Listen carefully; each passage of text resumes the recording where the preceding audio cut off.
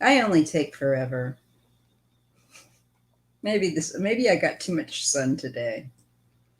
So what I'm getting for Craig with Santa Fe is I get the Magician and I get Justice, and these are about balance. So I think that it's indicating that if that is your will, you know, then as I was saying, that looks like it would be a place as a potential for you because but it depends on your free will, on your choice. And but it looks like, yeah, that's in the realm. And just let me pull a couple extra cards. Creativity, you get the Empress. That's a good sign. And possibilities, 2 of Wands. So you'd have a lot of, I would say Santa Fe looks like you get a really good what you call, yeah, a good nod in that direction. It looks like you would have, quite frankly, more opportunities. And it's an interesting place. And I just think that it's open for possibilities. And I really think there's a lot for you, maybe finding a comfortable spot there, feeling quite at home, comfortable. Only way to find out is to go and visit on more than one occasion. And I've always loved it, but I've only been there once. I have I have friends that are in New Mexico and Arizona. It's beautiful. So we have 12 folks, all right, that are managing to stay afloat. And thank you for deciding, for whatever reason, to join me. I know that there's a lot of other people out there doing lives. If you feel like putting a question forward, you can put a question forward. It doesn't have to be a public topic, it can be a personal topic. I just ask that you be polite and patient. And so far, I don't think any of I don't think I see any of my mods shown up, but it seems to be okay. We just have a small group. That's all right. Um, hello so if I haven't said hello to you, please don't think I'm being a snob.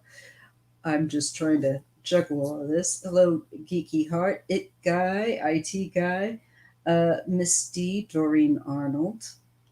I always feel like when I'm doing this, it takes me back because I'm a 70s kid.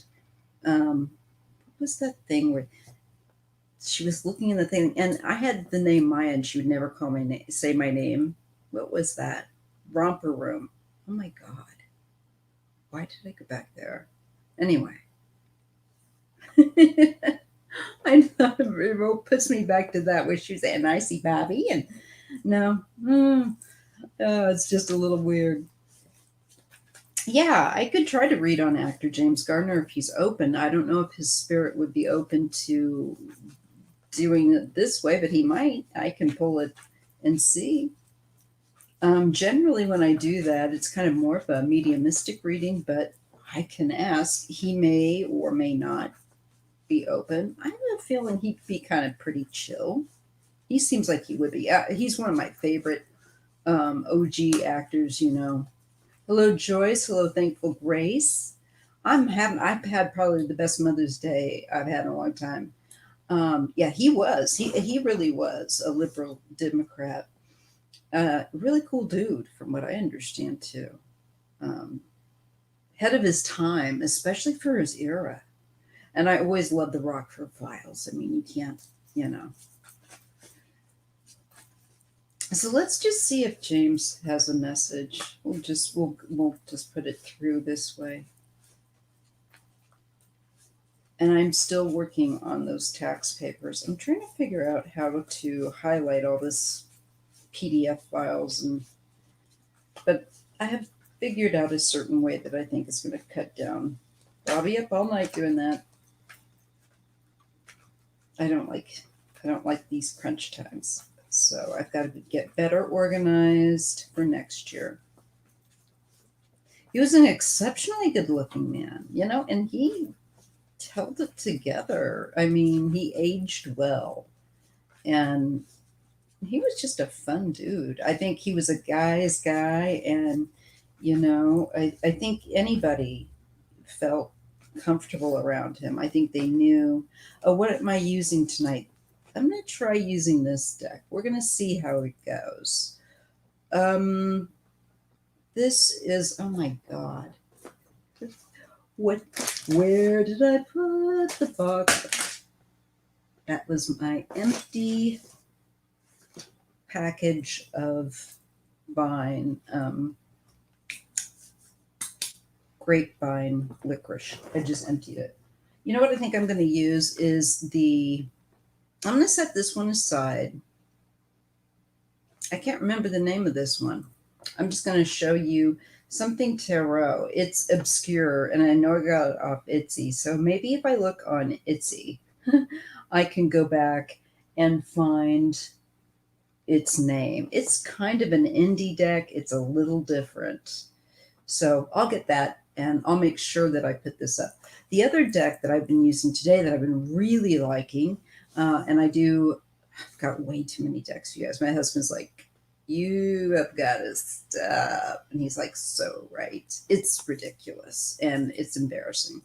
But the other one that I really do use and do like is this Intuitive Night Goddess Tarot. It's really just, I don't know, it's really cool.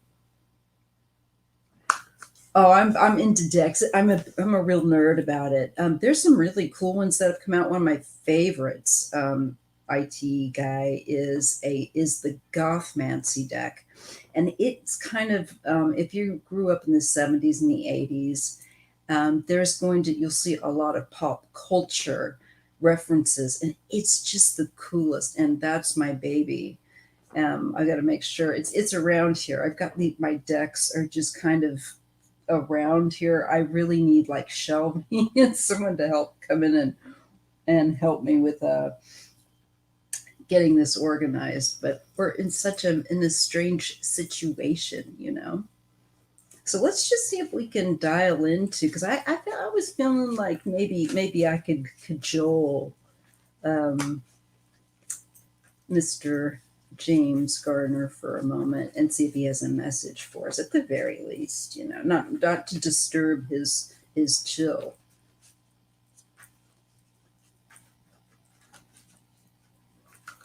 Yeah, he was really ahead of his time. Okay, so let me just kind of settle, because I have to do this thing where I kind of settle my energy, and I kind of request and sense. Okay.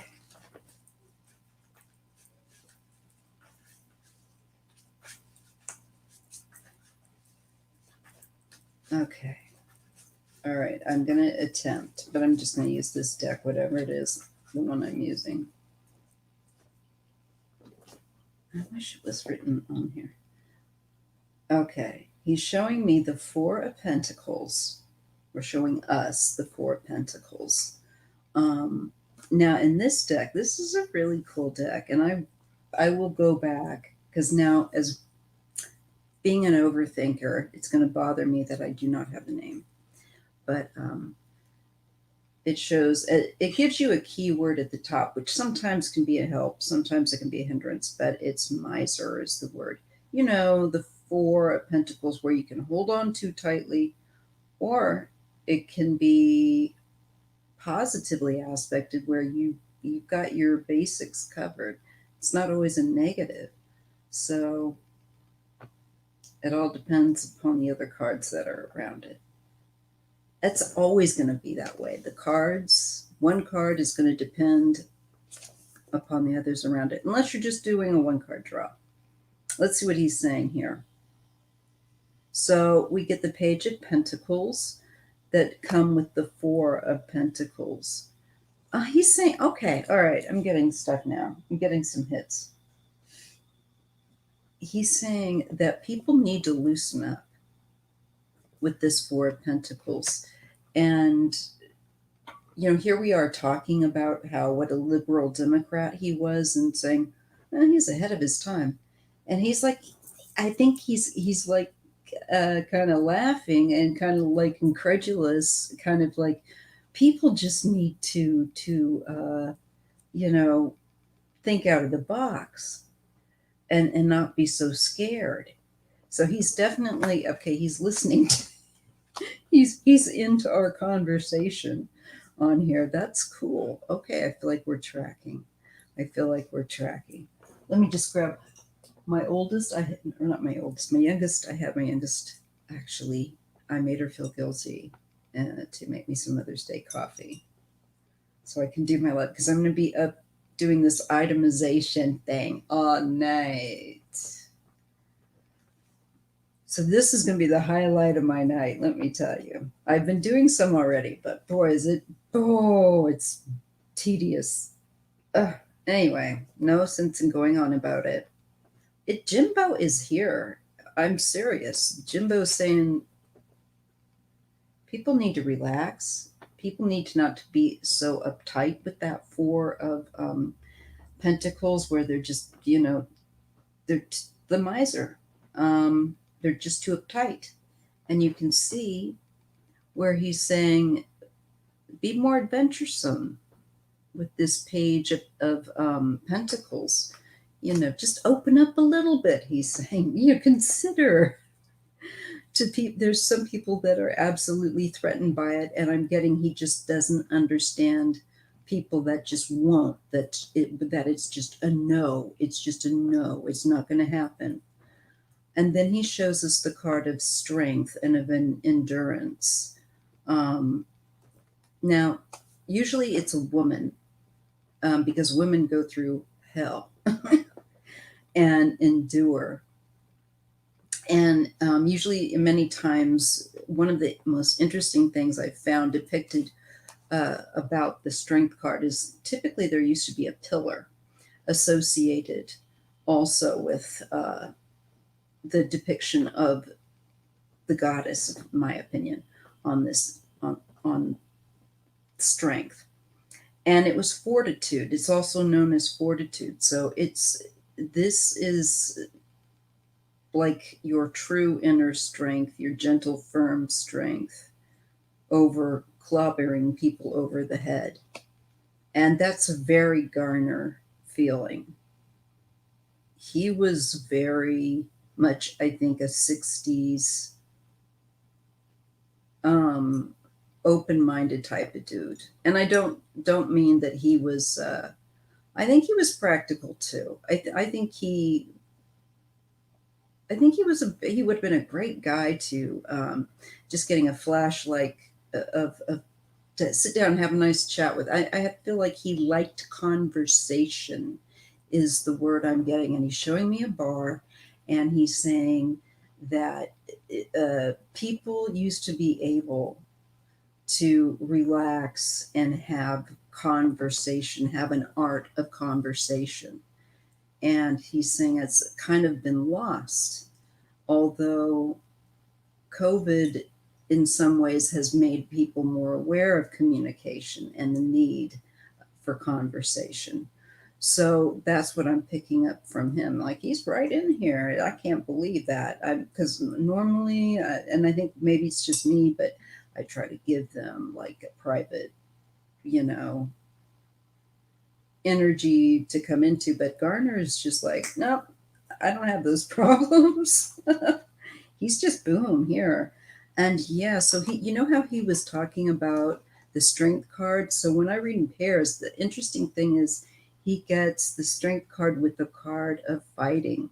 So we are talking about, not being basically a dick, using your inner strength to handle things in life and not be reactionary. Using your greater, it's actually your feminine strength, that you don't just lash out like a lion and rip people to shreds. So he's talking about the anger, the level also of anger. and a desire to control and dominate that's going on in people. And the need to control other people to the point of violence is something he just doesn't understand. And I'm like, yeah, fuck yeah.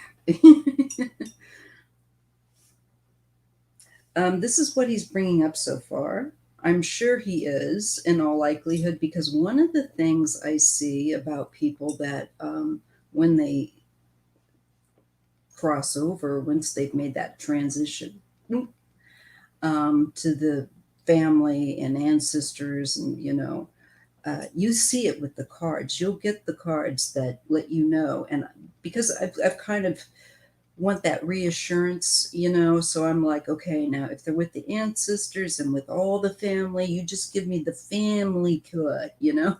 So like that'll be the 10 of cups or the 10 of pentacles for me, and that's what I get. Cecile, I'm talking about, I'm channeling a little bit of James Garner in with the cards. He's having a conversation showing that he's paying attention to what we were talking about, with him being very ahead of his time, and being more liberal minded. I mean, like really different. Not different, like, I mean, like he was a very modern man. He was very confident in himself, and a very interesting man. And so I was just picking up on, he was talking about how he's giving us cards of strength and fighting, but he's talking about people don't know how to discuss their passions without becoming physically violent. They need to learn again how to conversate, how to express themselves properly, how to channel their energies. And I think he's talking about acting, and I'm surprised, but I'm not surprised that I'm just like picking up on him like so easily. Hello and happy Mother's Day. Definitely spooky mama, Debbie G, and everybody. That's just it, Craig, is the polar opposite of John Wayne. Now, I know some people like John Wayne, but for me, John Wayne always bothered me as a kid, because I saw him shooting Indigenous folks, and I didn't like that, and I didn't like this. I just thought, he thinks he's all that in a, cup of tea. I just don't like that. Men that need that much attention, I'm like suspicious of right away. That's insecurity. To me, a man that's confident is much more like James Rockford, and funny. He's the kind of guy that he's enjoying this. By the way, I can kind of tell. But he's the kind of guy that you would just, no matter who you were, would make you feel very comfortable, and you could have he's saying, I like to talk about the gamut of topics, and he liked to learn about things that he didn't know. Now, I don't know this, but this is what I'm feeling. I know a limited amount of things about him, but sparingly, to be honest. Full disclosure, but I'm just I have to give you what I feel, because this is a skill that I am furthering and developing. It's more mediumistic, which has always kind of been the tarot, and the mediumistic skills tend to be where I'm strongest, and where I need to develop. So this is good for me to do. What else does he want to say? And he's just talking about the level of violence in our society, and how people need to learn how to express themselves, and passionately, again, without throttling other people. So that's up there. Oh, thank you. And the 8 of Cups with letting go. Yeah, he's on about letting go. The 8 of Cups is letting go so that you can move on sometimes you have to let go of old ideas, old notions, so that you can embrace something much better, something much more fulfilling.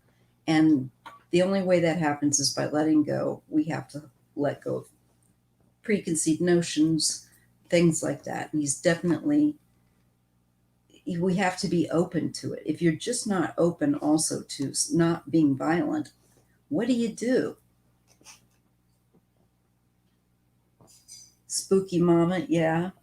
It did me too. It always did. And even as a child, I mean, that was the first thing. But I was a kid that I had to entertain myself a lot. No matter, it was weird. No matter where we moved, um, there really wasn't any quote unquote back then. Kids my own age to play with, so I had to entertain myself, which was fine. But it just made me more aware of certain things, I think. And so when I would see these shows like that, and I would just think, hmm, he's kind of a dick, that I've read that too, but is it that was he really, or because everybody is part Cherokee? I'm the old kind of trope. Is he? What I'm really looking forward to, and I hope you guys will watch, is Rutherford Falls, which has a friend of mine. Um, Not trying to name drop or anything, but Michael Gray Eyes is a friend of mine, and he's a great guy. And if you haven't seen Rutherford Falls, speaking of gentlemen going in and Indigenous actors, check out Rutherford Falls. Ed Helms is on the project. He's in it, and it's on Peacock TV. Okay, I had to do that for my friend because I it's a great show, and we're on that subject. Norman, okay, ask him. Huh. Frank Baum. L. Frank Baum. Well, you got me on him. Which one was he? Can somebody bring me up? You're mixed. Choctaw. The lady I roomed with at the I know this is nothing. It's like, oh, and my this and that. But one of the ladies that I really got on with, and God rest her soul, she did pass from COVID, but she was Black and Choctaw, and she was 98. She was, man, she's watching over me. So when you bring up Choctaw, I got a little special place in my heart. That's a beautiful mix. You're beautiful. That's a beautiful mix, Spooky Mama. I actually did one of those DNA things because I'm medically, I'm like genes. I'm fascinated by all of that biology and all that stuff, and I just wanted to know more about my own heritage. And I found that I'm like, it's weird. I am really oh, Baltic. So that's the best way to put it. Most people know Latvia, so Lithuania, the Baltic nations. So that's and probably some Same in Finland up there. I've it's tracked my DNA up around the very northern parts of Finland, and I'm like going, oh yeah, right into where the indigenous people of Finland lived, and I'm thinking that we have that because everybody says, "Oh, there's something." Da, da, da. It's like, yeah, I think I know what it is. But on my mom's side, we're all from there, and then my dad's side is his grandfather is from England, and I'm a fairly late arrival to the American shores as far as history goes, as far as my ancestry goes. Although I do have ancestors that go back to the Civil War, my dad's side, obviously. But I love that. See, I'm blah, blah, blah, blah, blah. I love history. But I find all of it fascinating. And, he's still in here. He's still sitting with us, by the way, James. I feel like your guy's going to laugh. But I see him like really kicked back, almost looks like a lounge. And he's just like kicked back, and I think he's smoking. And he does not give, a giant F bomb. And he's having a drink. He's not like inebriated or anything. But he's just like enjoying. And he's just showing me that. And it's like, I think I need to do more of that. And I think he's right. And he's just saying people let go. Need to let go of fighting, need to let go of expressing themselves violently and learn how to express themselves in a more, you can express yourself passionately, but you just don't need to be offensive, Did he? See, I probably saw it and don't even remember because, back in the day, I was at that time a grade schooler when that show was on. But I watched it with my family religiously. It was like, I remember that. I remember that I can hear the sound of the music. And it's like, that's my feel good show too. If I'm ever like not feeling good, that's one of those feel good, ones I can put on and go, that in Columbo. But I digress. And he's talking about the Wheel of Fortune, destiny. And he's talking about how humanity needs to evolve and how we're evolving from this discussion and the cards. Oh, and it says intensity. So he's saying, right now we're undergoing, I think, a really and definitely an intense cycle of change. And I'll say it's like nothing we've ever seen before. These last 5 years have been really crazy. And I feel like have been feeling like accelerating and, really quickening.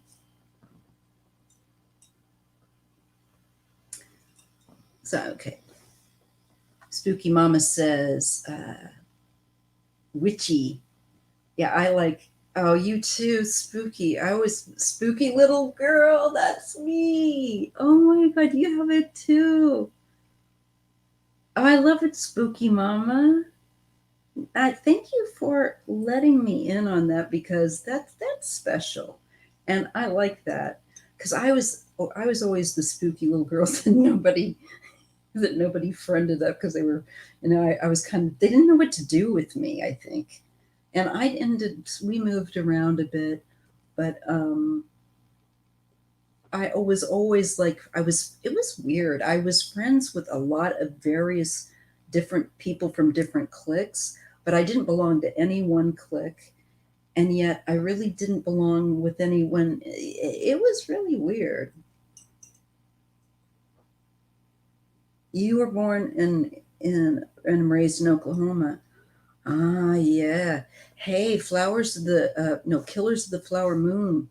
They're shooting that there. That's going to be a good film.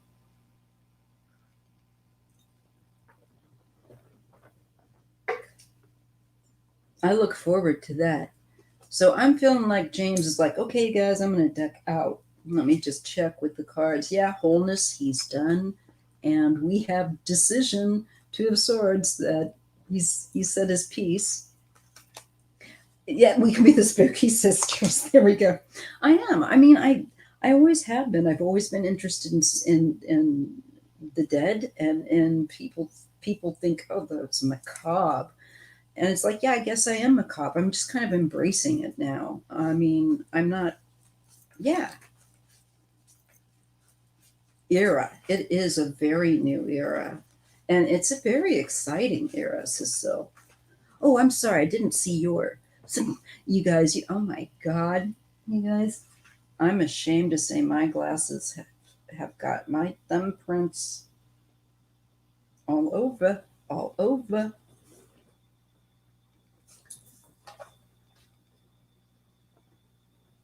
Ah, you're a Los Angeles native Hispanic. I had that feeling. I don't know why, but there was some feeling that came to me, and it just popped in real quick when I was when we were talking about the Los Angeles and the back in the day, and I saw you as I thought you were Latino. I could have sworn, or it had that feel.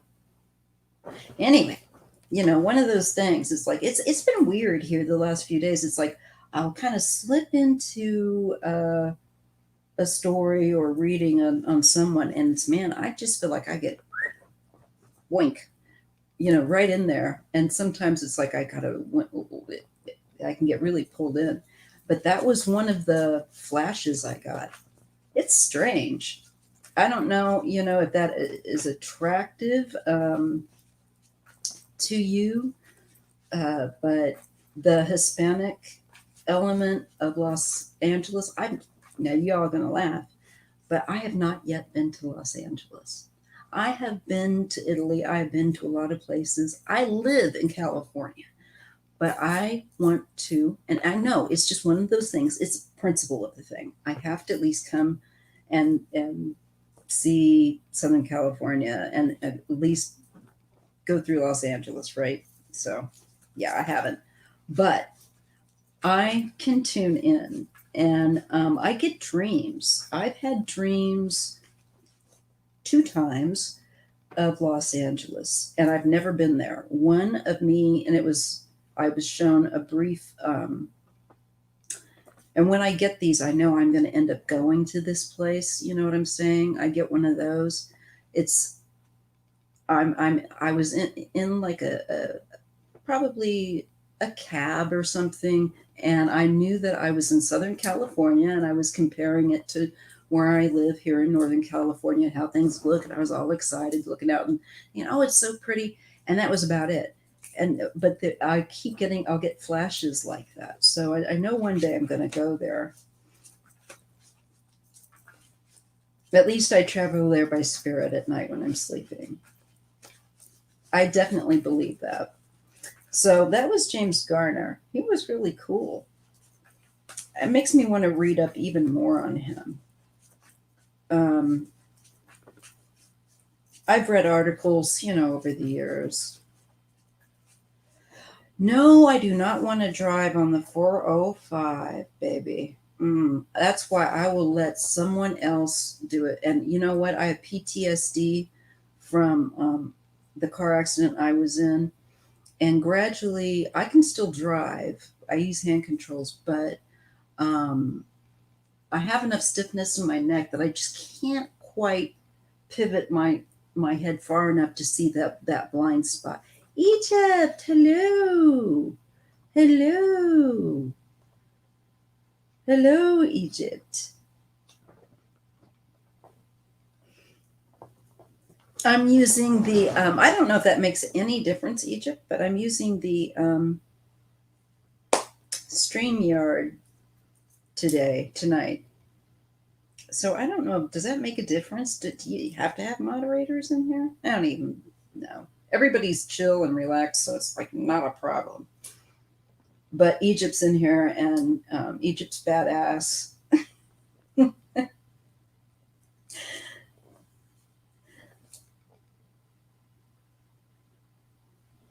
I'm glad about that, spooky mama, because you know what? I'm sorry. I mean, I think there needs to be the balance, and I really feel that this is the indigenous era. I really do, and not to be like saying that kind of like the indigenous era. I just feel like we're going to see these issues because number one, the climate change, and it's affecting the indigenous people's lands, and it's like the time is now, and to the mistreatment, all of that. Don't know, but here I am. Right on. That's funny. Sometimes I do too, Craig, and sometimes I've dreamt about it in black and white. more when I was a kid. I went through another very active dream stage. It's really good to talk to you guys about this because like, I had nobody to talk to about this literally growing up. And I think most people do too. It's like you don't tip it, unless you're sitting down at a party with minded people. But who among us has been to a party and that's not online? um, but I have dreamt a few times. Sorry, guys, it's from being outside all day, but it was so good.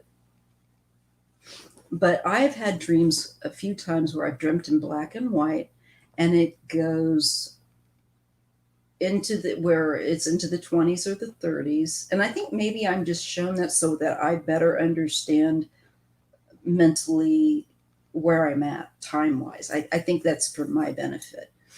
But I've been shown stuff. I was shown that I was a prostitute in that time at the bordellos and the bootlegs and the what you call here.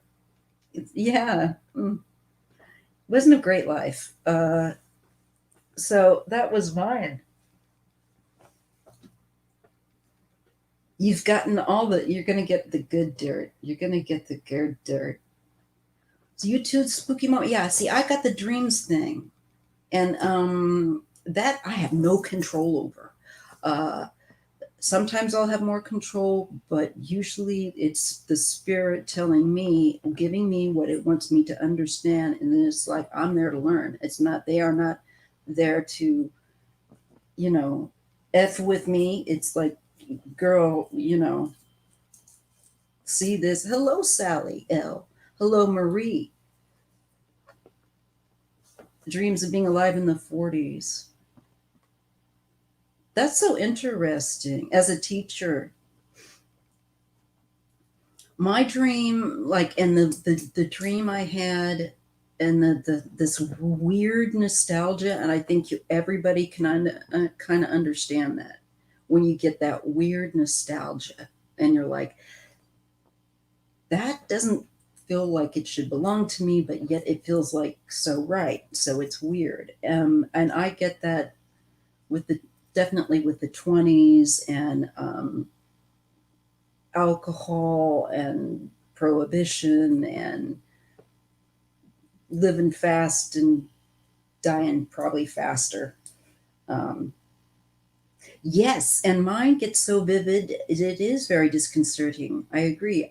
For what I've had, when I get the lucid dreams, you would have thought that I had taken some kind of hallucinogenic. It's so strong that the color feels alive. The color in everything down to its tiniest cell feels alive. And that's what I feel like when I'm in those realms. And the higher the realm, the more intensity and the vividness, the color and the sense of how everything, feeling that everything is alive. It's trippy, but that's always been my jam. Yes, you had two ladies that were around you. Um,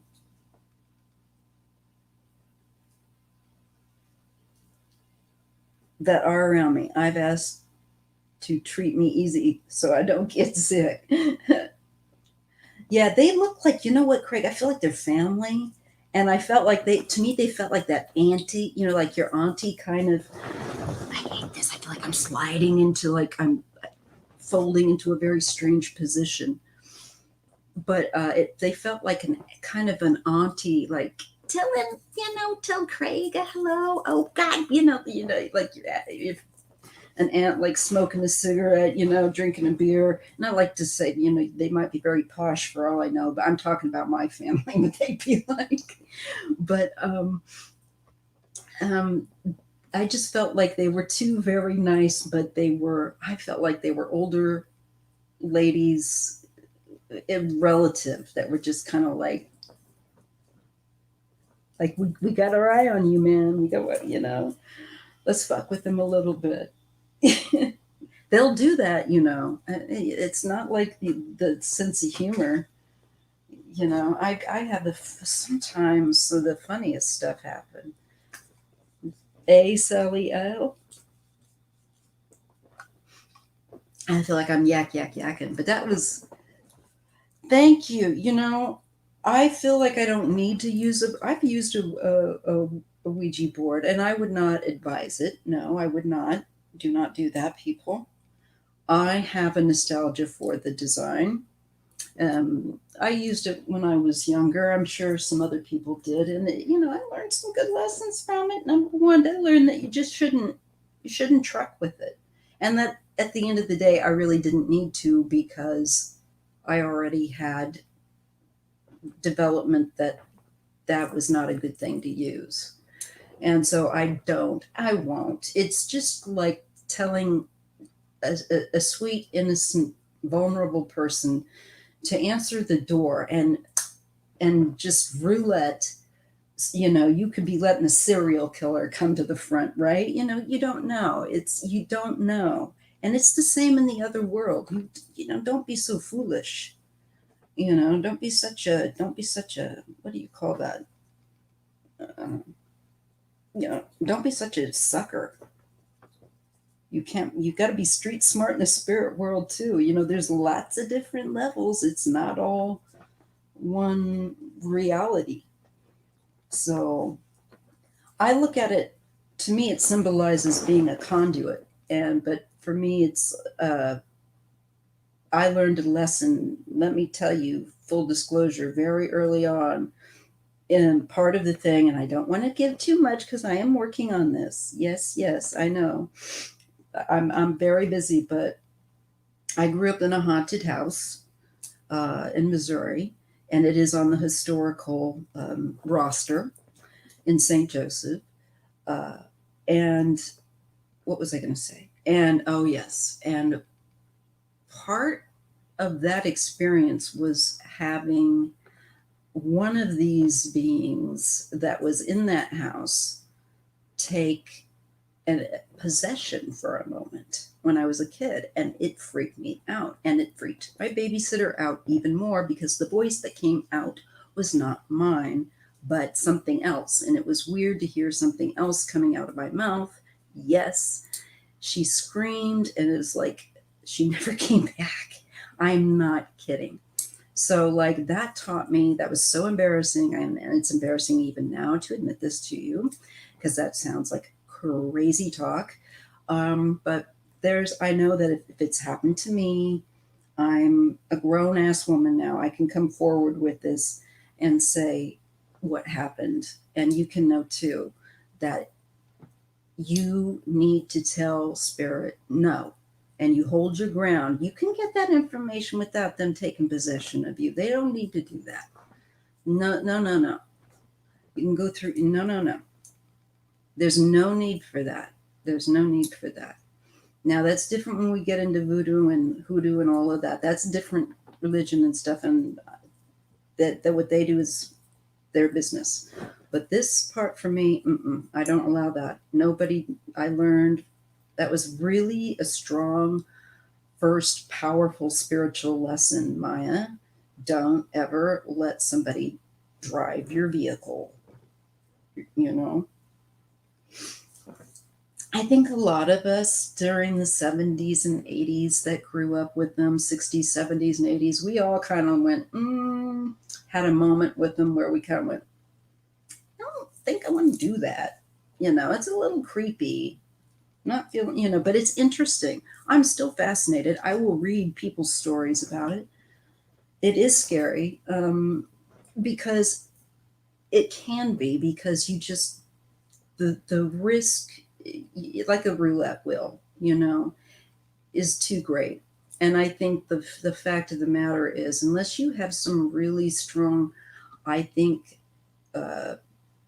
spiritual, cognizant connection to God, whatever way how you identify spiritually, whatever way you think, you got to make sure that's powerful, because you know what, you mess with that stuff and you're not strong enough, it can kill you.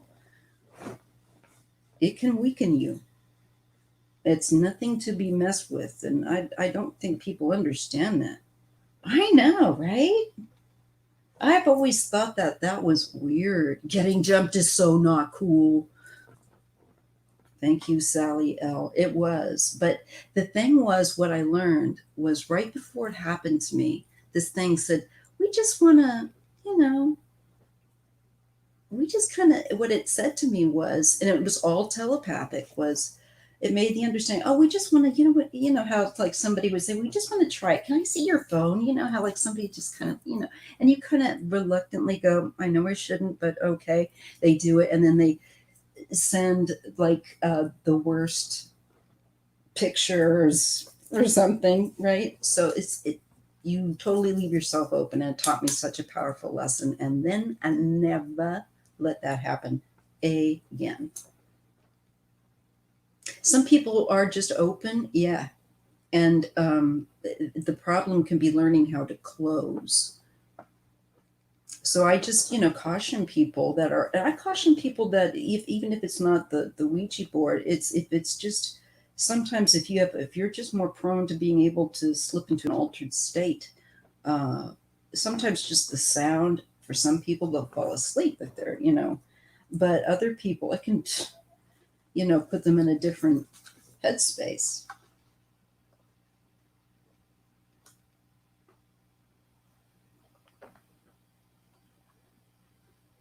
Nope, I'm into.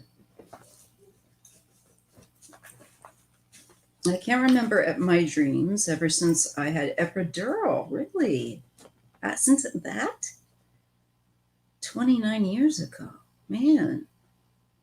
Before that, they were full color movies.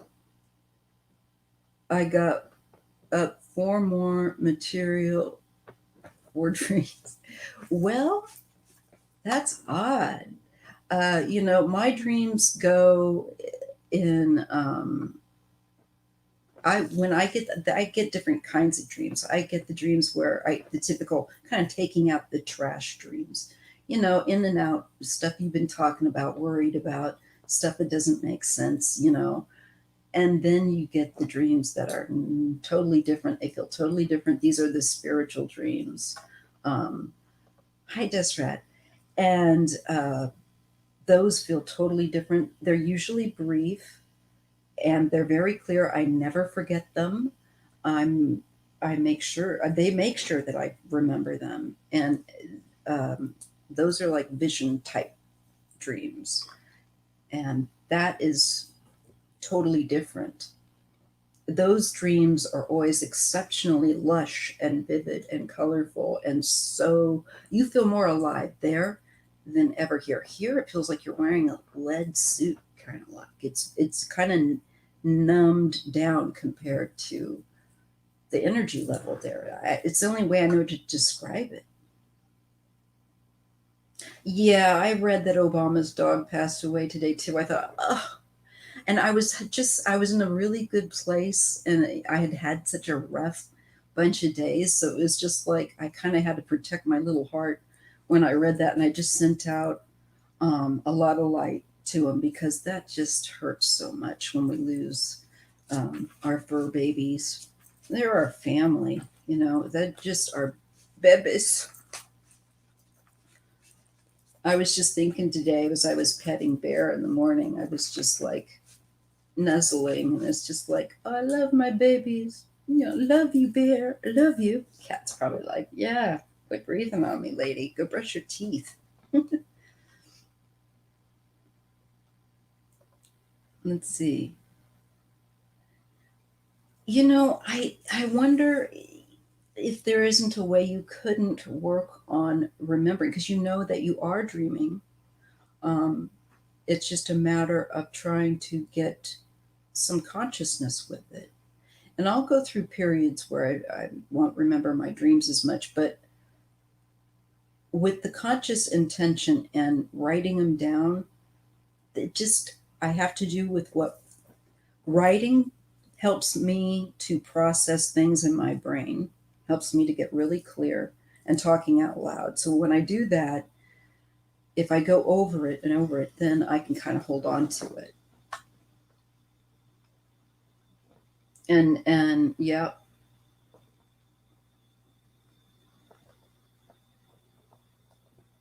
sorry. When I dream dreams that come true, yes, Cecile, that's exactly. They're like first class compared to our typical you know general seating. Oh, thank you so much, IT guy. Thank you. I appreciate that. I see. I think that once we're out of our body, we are not limited to. I love the Obamas as well. I know that they are not, you know, perfect, but I think, no, I don't expect anybody to be perfect. And I think they've been such a healthy, oh my God, such a healthy role model for our nation, this nation, to get over its racist problems. And I'm just, they make me proud, actually. I mean, Trump made me so embarrassed. I just never felt embarrassed so much to be an American. And I just feel so glad that I can now say, um, I feel good to be an American again. We're gonna get our shish together. You know what? And we're gonna, we're gonna be doing good things in the world, exciting things, and that's part of what my dreams that I. It's kind of cool. I can segue into that. The dreams that I was getting over the years from the 90s. Well, God, since I'll go through cycles where I'll get these really active messages from spirit like after I had my babies, my kids. I had years where my head would hit the pillow and I would be off, and I mean I would wake up and I would be exhausted because I was having to write down and stuff. But I'm glad I did, because then I go through periods where I don't. So I say, don't lose heart. Don't lose heart if you don't remember your dreams. I think it's very important. I think there's something that's so connecting to your own symbology and understanding it. I think I need to get back into doing that more. When we get sick and stuff like that, you'd think I would have more time for it, but I've just kind of distracted myself with other stuff, and could totally do a better job. Yeah, I think Bo will be fine. I just, you know what? I have seen, I've never seen a dog ghost, but I've seen a cat spirit. Yes, we're just like a shell, yeah, or coil. I like that word, our mortal coil. Well, we shed it. It's very Poe, which I like. I like that idea. It's like we're like butterflies, you know? Where was that saying that somebody was saying, like we're like butterfly, like when we're in our caterpillar stage before we break out with something, we're kind of in our ugliest stage. We're butterfly soup. I thought that was really neat. I the one cat I saw. Oh yes, I will read on Elon. Otherwise, I will chit chat all night with you guys, and my husband will be going, Maya, where's the stuff I asked you for? And I'm going to be in the doghouse or the cat house or something. Oh, the cat house. That was back in the 20s in another life. I hate it. I hate to hear a cat scream. Sometimes, they do that when they're, well, of course, when they're defending their territory, but also when they're in heat. But have you ever heard them when they sound like a baby? Oh, frick. That scares the bejesus out of me.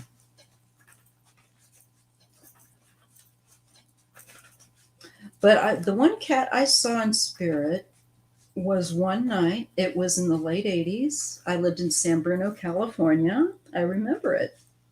I was stone cold sober. I was up watching David Letterman, and I was turning my wheelchair to just pivoting, going to the kitchen to get a snack. It was like, enjoying my late night time alone. It was really cool. And then, oh, you hurting your head? I hear that shit too, clairaudient. But um, I looked as I was pivoting the chair to spin round to go into the kitchen. I just stopped and locked eyes with this invisible but a colorful. I mean, I could see it in color, but a transparent cat that was walking, and it was walking down my hallway towards me, and I was just like, and I said out loud, I literally cannot believe what I'm seeing. I wanted to say it because I wanted to make sure I wasn't effing dreaming. I was freaking, and it continued to walk. And then as it got closer toward me, it wasn't afraid of me or anything. And it was not touching the ground. It was elevated a little bit, but it was just chill. It was just like doing its kitty walk. And it was a calico. And this is before I had my calico jewel. I don't believe it was her either. Different markings. So I don't know. There's my weird cat story for you. You'll get my spooky stories tonight, and some of my dreams. But I'm going to have a good old time writing up the one for and pulling the information together for the old house that I grew up in Missouri. I have mixed feelings about Missouri. There's a lot of negativity, but there's some things that I love, like barbecue, and I've never found a place that has better barbecue outside. I'm sure if I went to Texas or something like that, or Memphis, then we can talk. All right, but Kansas City barbecue, you can't find it out. It's just tough. So I ordered the sauce from the Jones sisters. So I'm just telling you, if you want some good Casey barbecue, yes, I'm going there. Check out the Jones sisters and order some. From where I grew up. That I do appreciate that. I also appreciate the old architecture and the history. And that taught me so much. One of the places I lived too was an old Indian reservation. It was not a reservation, I'm sorry, an agency. And they would cross at this one river point, but that had weird energy. Weird energy. So I'm going to read the comments. Heard the scream right in your head, huh? That's right. Clairaudience is a weird thing because, I've had it where it's woke me from like out of my sleep in dreams where I get that. And that's the weirdest thing. Cocoon. Yeah, we're in cocoon. Dog growled next to me. I turned and woke up. Yeah, it's just different because I always trust if I'm not afraid. If I'm not afraid, like sometimes like we'll get an earthquake here and I'll wake up and I'll just know my guides let me know, don't worry about it, go back to sleep, sorry. And I'll go back to sleep. Normally, with some things I'm a more high-strung person, and especially with my disability, it's like I feel like I have to be constantly steps ahead. So it really takes a lot for me to actually relax and just allow, take the hands off the control wheel. And that's what I just figure, Spooky Mama, that we're just, this is Earth School, and people expecting Earth to be something other than what it is. It's our, attitude shapes a lot of it, and also our privilege. I mean, I'm white, and it's time for us to all realize, and get ourselves up to speed with whatever we need to be. I saw that in the cards. I was reading the cards myself today, and it was just like, oh, I just realized I hadn't read the cards on me in so long.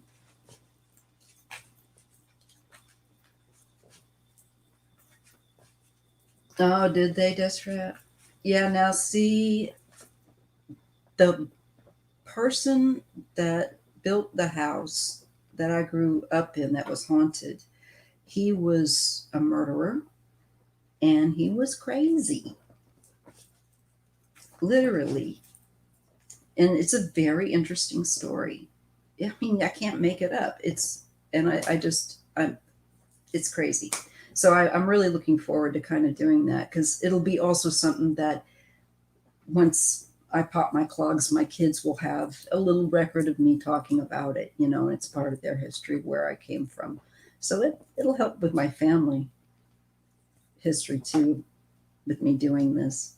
St. Louis, St. Louis is cool. Now I'm from Northwest Missouri, which is right on the border of Kansas. St. Joseph is a river city and um, pretty rough in many ways, pretty rough, but interesting energy. It's a bit murky. It's a muddy town, muddy river town. Now let's see. You wake yourself up snoring. Zuni, New Mexico reservation is creepy too, especially East Highway 53. And I've not been. I've been to Acoma, but I have friends that live on that reservation, or the family there, and so I went to visit them. But I didn't get that. I wasn't driving at night or anything like that, and it was all during the day, so I was comfortable as could be.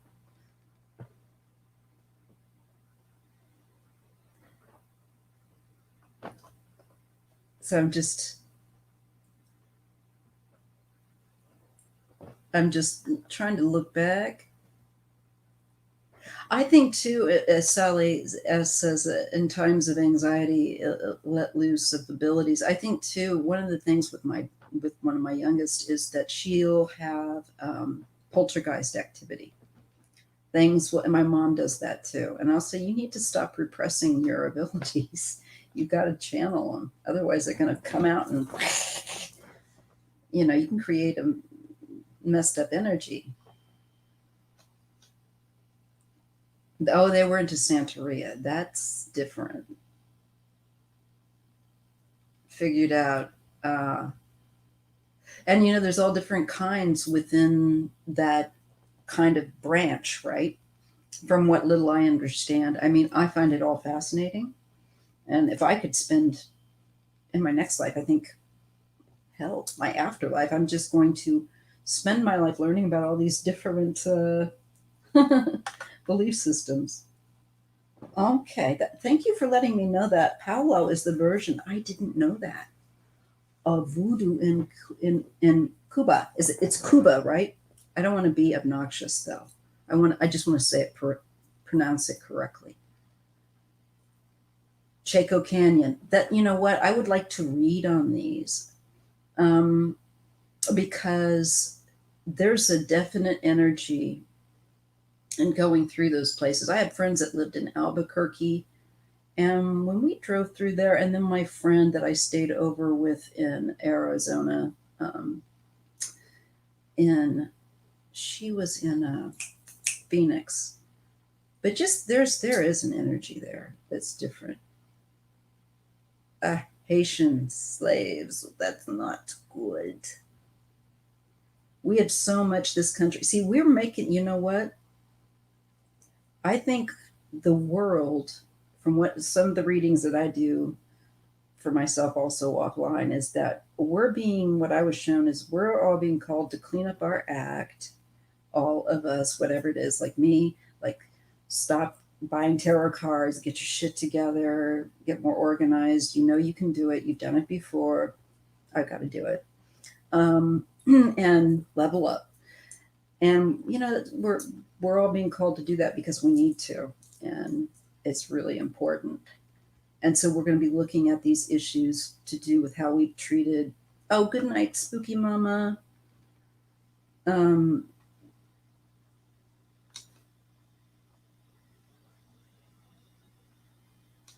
Good dream well.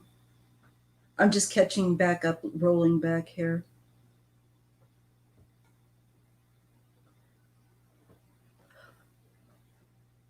Yes, you know what? I'm sorry, guys. I'm rolling back up. So to Sally L, where she's talking about the voices, she'll hear her voice. I hear that. And sometimes I'll hear that and it will wake me up. And I really do believe that's your spiritual helpers, unless it's somebody trying to interfere with your sleep. But usually I think it's our team. I believe that we have a team. And I think it shifts depending on, what we need, what's going on, and who's available. I do. I think it's very fluid. Um, so you're talking, oh, wait a minute.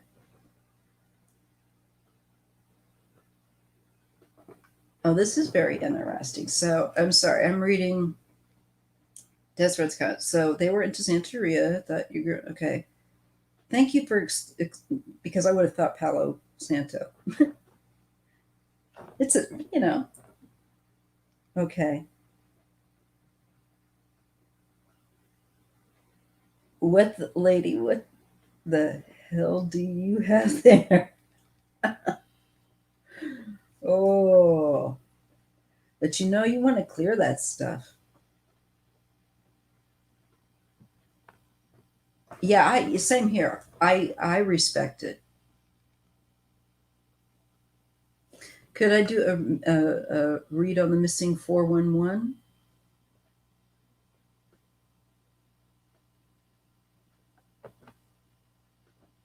Yeah, I don't have I come from more of that respect as well. Oh, thank you so much. I am going to read on Elon. Let's see what the future is with him.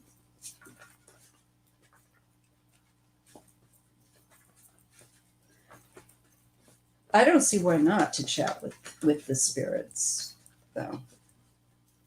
I mean, you want to be careful, obviously, but once you begin to know and you keep your boundaries up, it's how you grow. You can't stick your head in the sand, pretend you didn't learn what you learned. All right, so let's see. Elon Musk. He's an interesting chap, isn't he? He's a bit eccentric, and sometimes I worry about him. I think he runs a bit, but let's see. He's definitely brilliant, and I respect him for that. But he can be say some stuff that's concerning. So let's just see what we get.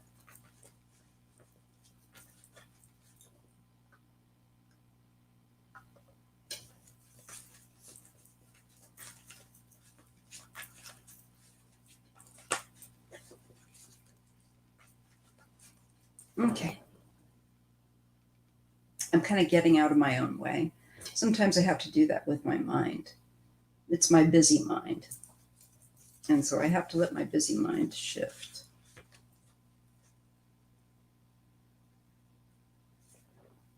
Okay, Elon, he gets the card of justice and balance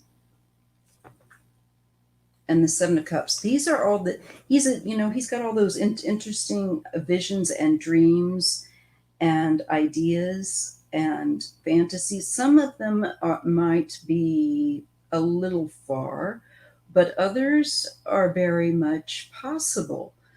So it's showing him as that type of person that he is, which he's incredibly creative and thinking out of the box is what it shows here.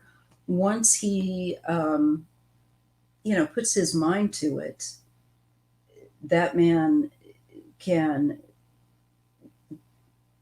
just think expansively. And it says projections with this. So I feel like he's going to be just continuing to work on his technology and bringing it into balance, bringing his visions and ideas into reality. And he likes the process of working out the kinks, so to speak, in the process of creating these and tinkering. He likes to tinker. He likes to keep his mind busy, and it's almost with him like I'm feeling like he sometimes he should let it cool a little bit. But he's going to gain Nine of Pentacles. He's going to do well, and he has a new vision. Some again, because he's that creative thinker that's willing to go out of the box, and while others may laugh at him, can come up with some really crazy good, but different ideas that are just, I think, important. New vision. Oh, Five of Pentacles. There is worry, I think, where competition is concerned. Once he gets this new, I think, technology of some kind that he's coming up without. And I don't know anything about what he's doing, to tell you the truth, what his latest thing is, but this is what I'm picking up for him. Something new coming up that he's going to, it is AI, and definitely. I get Queen of Swords, intelligence. And I think it does have something to do with defense. Looking at doing some work that way. That's interesting.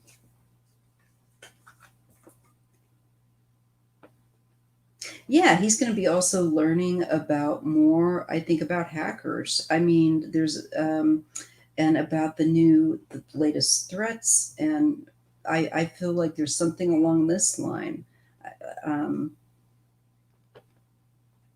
about how it's evolving, because there's the devil and understanding.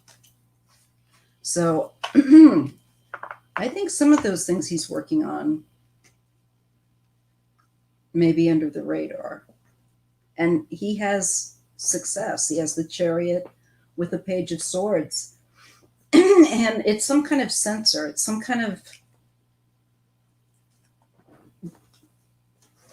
definitely, it's my allergies. He's definitely going to be in no shortage of work and doing some interesting work to do with intelligence and protective security, especially from like ransomware or something like that. It kind of has that feeling, but maybe that's just my limited vocabulary to use. So he is very attached to his money, but I see him kind of coming out of that and going more into this development of an AI. And I think it's important. The universe is making me feel like it is important. He has something to contribute that is important, because it has to do with, I think, overseas, people, China and all that, they're always like the various people. Sorry, I got a little much sun today. I'm not like uncomfortable, but just when these tops get to me after a while, because they stop right here. And if you've had sun, it's irritating feeling there. But I think he has a lot of interesting things yet to just contribute yet. He's not completely lost his mind. I do worry for him a little bit, to tell you, excuse me, the truth, because I don't think he gets enough rest. It could be that, because I do see it as firstly, like the first thing I'm seeing, and maybe that's like the precursor to when he would get up to the aptitude of developing something along the lines. The man, I feel like, gets obsessed, And in a way, I can kind of relate. Not with some of his other effed up things that he said, but I can be obsessive too once I get like, and I think he just does that. And I think he's going to do some really cool stuff, though, that we'll all benefit from, and a technology that will go outside of something he can just say is his. It's really something that is meant for, to be for the world. So that'll be interesting. And it also, there's something, like I said, um, yeah, he's a tinkerer. I think he just likes to keep his mind and his hands busy, and he loses track of time is what I get, is what I'm also coming to say. I'm amazed that I can like kind of tap into him. I've never tried before. Um, but that's what I feel about him. And I feel like that the universe isn't done with him, and he's got stuff yet to do. And there's some technology that's really essential. I would like to look more at communication with ETs and stuff, because to me that's really interesting. Your dad was an uncle were famous bootleggers in Kansas City. Oh, I bet the pictures are cool. I hope you have some at least from that time. I'm a bit nostalgic for that era. And I'm one of those people. I love the old photographs and the aesthetic, you know. And then there's the kind of the old school places in Kansas City that were kind of mob run. In the 70s, you could still see when we go past. They had a certain look. Okay, is the young man named, and I don't know who this is, Christian? Oh, is he supposed to be getting rid of his? I'm sorry, I'm bouncing all over the place about Elon.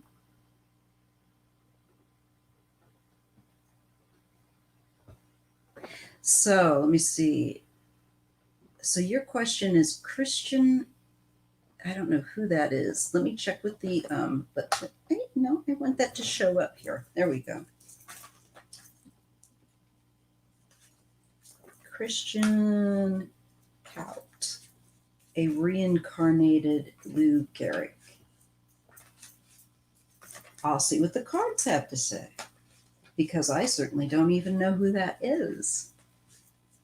I take it, I know Lou Gehrig was the baseball player, and he had the disease, Lou Gehrig's disease. And I watched the film, made me cry. Gosh, good film. Okay, let me just kind of, got to switch gears with the old brain.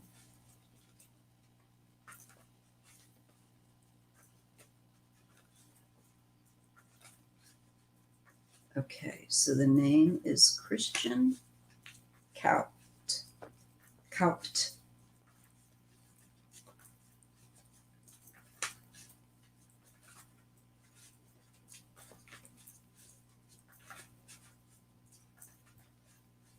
Okay, so what does the universe want to share with us with regard to him, and whether or not there's a connection to Lou Gehrig? Maybe they just kind of came from the same pot of souls, you never know. Let's see, I get the Queen of Pentacles. Okay, and this is about the feeling with that is definitely like flowering or blooming, some growth, something coming into a peak. You know what I mean? You know what I mean? And healing with this King of Cups.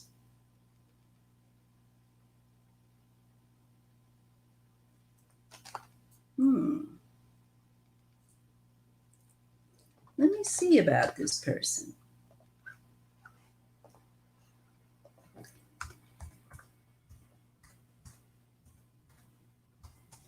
I want to see if they are a water sign. And of course, I didn't get the right key there.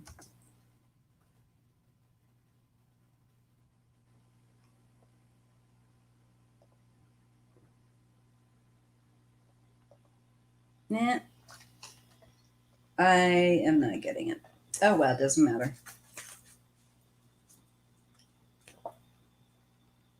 Ace of Swords, consciousness and capabilities. It could just be that this person that you're referring to is able to, I think, tap into his consciousness, that stream of consciousness. There's something about that. See what you think when you look at these cards with your question.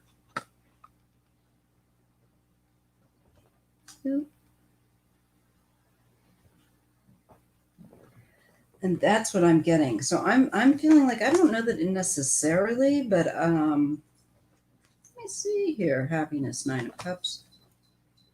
And conflict, Page of Flowering, healing.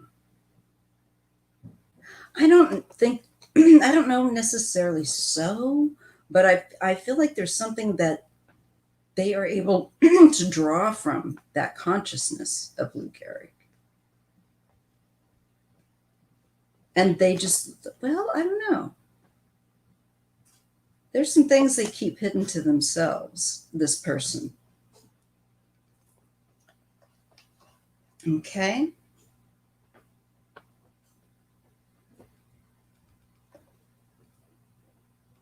Oh, thank you. Thank you, Grace. I really appreciate that. So it feels like there's just almost, oh, wow. Then it shows the 8 of Swords, where it's kind of, where you have to kind of,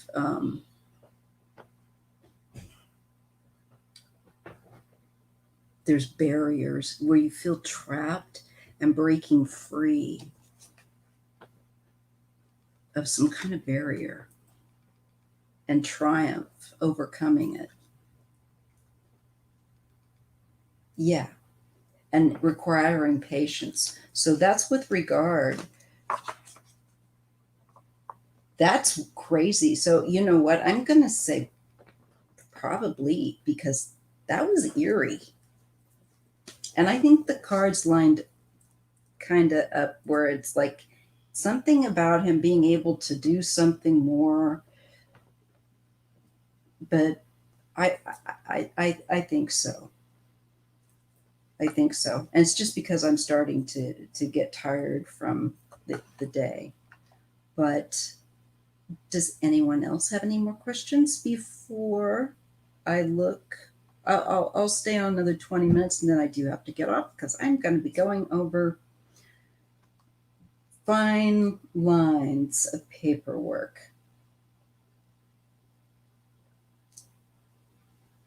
Oh, whoopsie daisy. Ah, thank you. I definitely, I feel like he must be able to, by the cards, hop right into that consciousness. If he can do that, he's either, let me put it this way, he's either got really good mediumistic skills, or that's part of his database. I look at it this way, that we come back in these different lives and we gather data in each life and in a variety of lives that contributes to a greater whole of knowledge and understanding, my opinion. And I just feel that sometimes we can totally pick up, some of us are just, can easily pick up other people's data as if it were our own, so to speak. Ah, good. I'm peaceful too. So it's just a strange, hey, Clarence.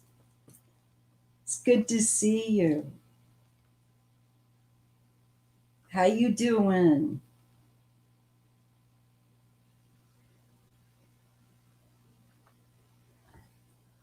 You got any questions?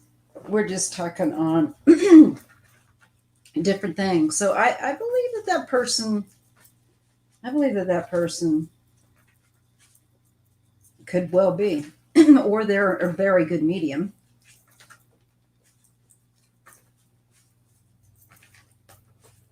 He's younger than that. You're good. I'm good. I'm good. I'm good. I had it finally. It was like, it's been so foggy here. And we get what we call like, it's a spring kind of gloomy before we get the really nice weather. But here and there, like today, we got the really nice weather. And it was like, oh, thank God. I went outside and I just got in my tank top and I just absorbed the sunlight because I was needed it so bad. It felt so good, and it was nice. There was mariachi music playing down the street, the taqueria, and it was cool. It was like, this is neat. I'm out on my back patio, and for once, I'm not having to hear somebody being a jerk, and I'm hearing, yeah, I get foggy bottoms. It's like we get the gloom. We call it June gloom because usually it starts around June, but it starts early on. You're good. I thought I'd look at gotta get my hair up off my neck. I thought I would look at and see next about cool to know your past lives. Yeah, I know some of them. It is. I feel like I know what I need to know. Yes, May Gray. Thank you, Thankful Grace. June Glow. I feel like I'm down to learn more, but I just right now I feel like the ones that I've been shown, they want me to for right now work on the crap I got to do. It's too easy to get for me to get distracted. Some of them I won't tell because it's pretty private, but there were ones that are also where I would see the end of a life. So those are the ones I don't always want to go into.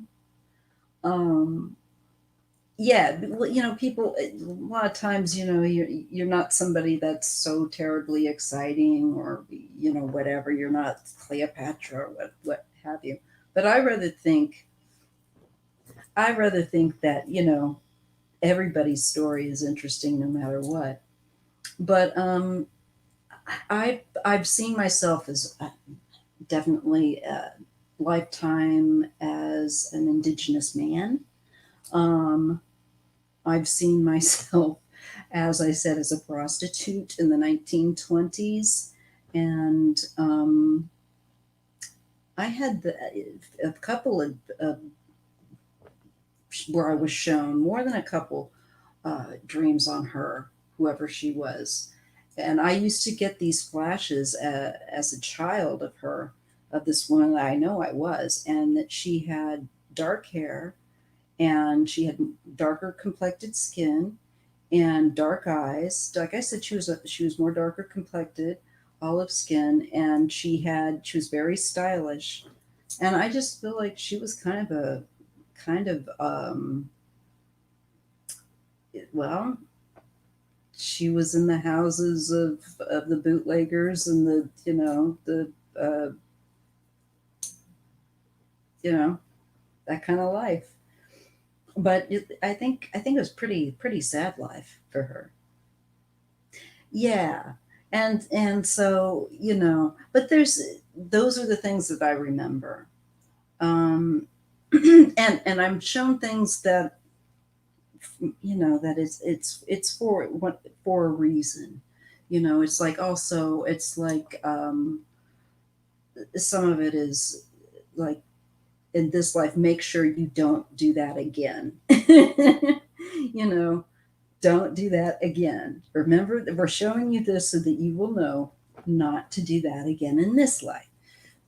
So I've seen that, and it's like don't make the same mistake.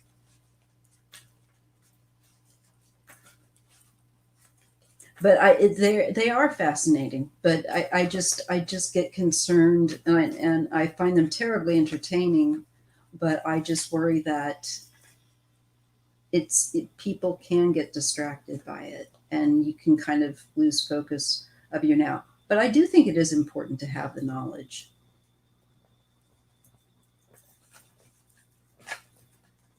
Ethel Merman. She was great. I'll just see what. Oh, what's this? Is a real life Iron Man. I don't know. I think he definitely thinks and processes in a very different way, and his way of thinking is different, and it is going to bring something that we need in. You know, very. He is an important man for our time, and there's no question about it. I feel that, and I think historically looking back, it's going to be very interesting. But with what he does, I kind of worry that he could go kind of wackadoodle like Tesla, because I feel like I worry about his mental health. I do.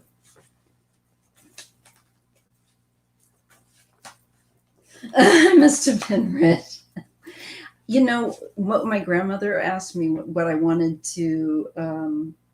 You don't see very many people discussing Ethel Merman these days. My grandmother asked me when I was a little girl what I wanted to be, and I said, Queen. And I was serious, and I couldn't understand why she was laughing, and I was rather indignant at it. So, somewhere I think it just like, yeah, no, I'm the Queen. What do you want? And I cracked her up. Ethel Merman's a little bit before me, but I do know that that she was, an entertainer, singing. We've if you think about how we've advanced, it's crazy. Just technology, just like going from, I remember in the 80s, sitting there in the classroom and then showing us these computers, we're seeing the prototypes. And this is a hick school out with 500 kids in Buchanan County, Missouri. And they're saying one day you will probably be using these computers. And I remember going, we're too poor. That's funny. Here I am. With these phones. So it's crazy how quickly that's gone in just, a short amount of time. I did too, Sandra. Like Samantha Stevens. Yeah, I thought I want to wiggle my nose and clean my room. That was my thing. It's like, I really don't have time for this room cleaning business, Mom. I got stuff to think about, imaginative stuff. Like, you're harshing my mellow, Mom. I've still got to be better about that. I'm odd. I can be really good about it, or really, it just depends.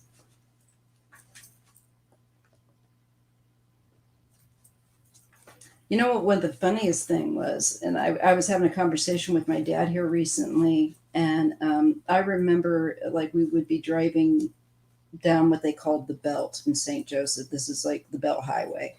And we would be driving past these places. And as a little kid, I'd be looking at and I'd see like they'd say, I don't know, something like they were like a marquee for the exotic dancers. And I always thought like that would be really great. And I told my dad that the other day. We started laughing. He said, you wanted to be. And I said, yeah. I thought that was really cool, get out there and dance, So he's, hey, why not? Be an exotic dancer. Yeah, I want to be Misty up there on the pole, showing off in her ham. My dad just cracked up laughing. That was too funny. Now, there was something I wanted to read on. And I thought, yeah, I got to do that one. So let me try and remember whatever that was. So yeah, I wanted to be a stripper when I was a girl. Um, I thought that looked like fun. And I think I just thought, like I liked, like I was totally into it. It's like when Cher came on, I used to watch the Sonny and Cher show, and she come on, I'd be all about her outfit, her hair, her nails. I wanted to do that. I thought, that's who I need to be. It was simple, right? I wanted to be Samantha's cousin. And I always liked what Eudora as well. She was funny. And Paul Lynn, apparently he was quite a bitch. He wasn't very nice, apparently. I didn't know that about Paul. But he was on that show for a while too.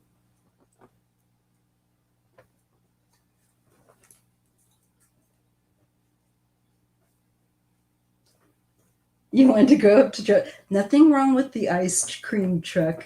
That's part of my running joke here. The ice cream man is always going by the ice cream truck. I still hear it's like, and it's like, I gotta find their phone number. So look, I'm disabled. You need what can I pop a couple of those in my mailbox for me? Leave the change in there for you. I wanted the Cher Barbie doll, but we were too poor. I didn't get that. I didn't get the Cher Barbie doll. I was green with envy. I was Uncle Arthur. I used to watch the Mod Show. He was skating. Oh yes. Hollywood Squares was funny. And that's why, like, if you can, like, not kidding, if you can, it's kind of fun to take even if you look on YouTube. Um, if you can find those old ones, some of the comments they made were like, oh my God. There were some fun ones. And we don't have that now. It kind of lacks a bit of spirit, a bit of soul, a bit of fun. It's all kind of a glossy appearance, which, it's not all bad, but those shows had a bit of fun. And hopefully we'll get more.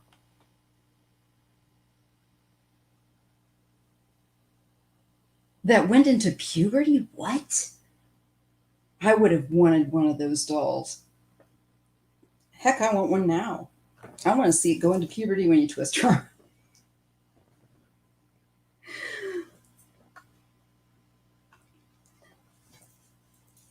You had Donnie and Marie dolls. I didn't have that. I had just the regular Barbie dolls. That's what I remember. I liked them, but my parents didn't have a lot of money, so I was lucky to get what I got.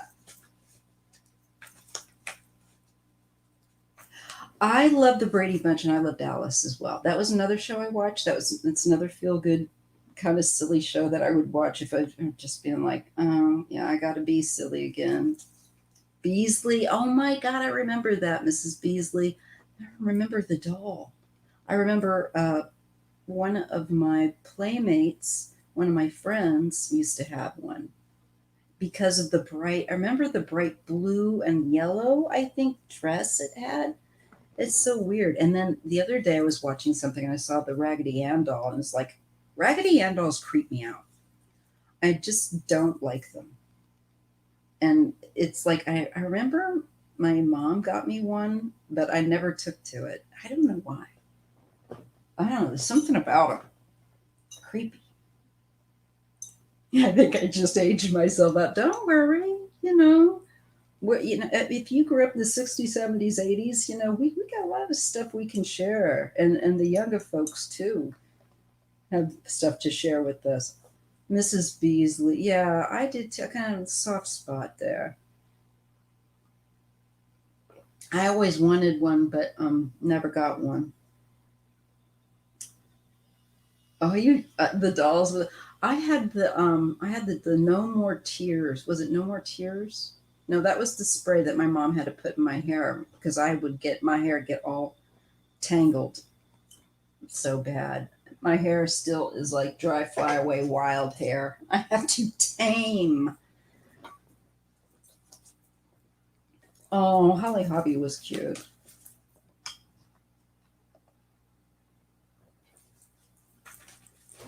They had some cool stuff. I remember my brother had the Evil Knievel one, and I liked playing with that because I like to like make it pull it back, and then so it would like try and pop a wheelie. But like I said, we didn't have a lot of money, so we played outside a lot.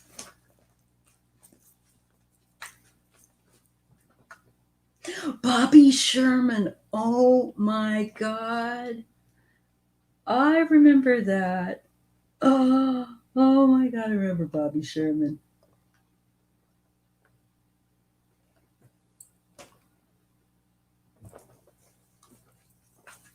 I know. That's one name I remember. I remember one of the kids. My parents were friends with their kids had. They were good friends with my brother and I, and they had the Bobby Sherman albums. Now I'd never heard of Bobby friggin' Sherman. I knew the Beatles. I knew who, like even Billie Holiday was, because my dad liked jazz. So I was a very strange child compared to a lot of people. But she had I remember, and she would play those Bobby Sherman albums. I never could understand, but she loved Bobby Sherman. It's just, I remember him. I remember thinking, that's Bobby Sherman. She really likes that Bobby Sherman. The Partridge Family. Yeah, that was pretty cool. I used to watch that show. I'm just thinking now, though, what was the thing I was going to, that Cassidy family, Sean Cassidy's dad was, man, he died in a fire. And he kind of had a sad life. Kind of became an alcoholic and pretty wild man, lived a wild life, but, oh, Madonna and you were born, I'm sorry, the same day. Yes, 1968. That's my year.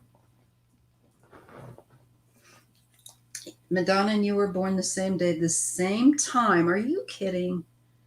And not terribly. That is weird. So then you probably um, would, yeah, definitely synchronize. That's crazy. Jack Cassidy. That's right. 1958. Another good year. 1957 was a year my dad graduated high school. I remember because I graduated 1987. So it's one of those things where, you kind of do the family. You ever notice that there's like numbers and stuff that will repeat in your family, or birth dates that like you'll have a bunch of Tauruses. Like my family, we're a bunch of earth signs and water signs, but we have a lot of dynamic fire. I'm probably more mellow in many ways, but even I've got a dynamic streak. But it's funny. I've just started to notice that looking into family behavior. My kid sat next to her kids in school, and my next door neighbor was her nanny. Really weird. Really? IT guy? Madonna's? Huh. She's, I checked kind of just to check up and see what she was doing. And I kind of sad to see and I know that she's had work done on her face, but it just doesn't, I just wish it looked better because I don't want, it just like, girl, you've gone too far. You got the alien look. And I love me some Madonna. I love some of her early, like I loved some of like, what was that one? Music. Yeah, you loved her. she's just gotten, I think she's become so afraid to embrace, and this is sad to me, aging. And that's really truly a woman's strength, because it's the world don't make it easy for us. The world tells us all, you're not interesting and of no use after, you know, you're not able to bear children or whatever. And of course it's not true, but she's kind of, in my opinion, and I understand it's hard for her because she's in an industry that is so caught up in about how you look. And most of people in Southern California apparently look that way. But from what I've been told, my friends that live there, that are in that kind of industry, that won't do that to their face, they say, yeah, there's a lot of pressure, and she's succumbed to that, and she just doesn't look right in the bubble. Yeah, become kind of lost the plot. But I still love, I still respect and love her music and what she's contributed, and she's crazy, she's fun. Yeah, there's some funny shit she's done, but yeah, I agree, Clarence.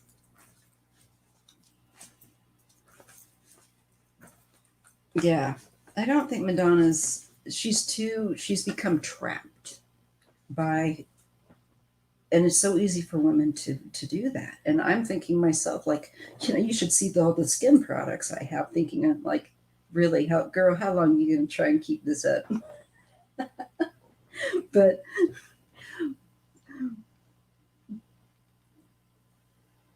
oh, I'm dying desperate.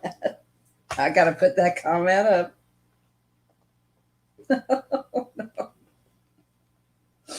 Oh no, it just doesn't. It's not. I actually gasped when I saw the work because her cheekbones were so accentuated that they were like the alien. And it's like, girl, whoever did that to you, you should beat the hell out of them with a brick in a sock, because that is bad.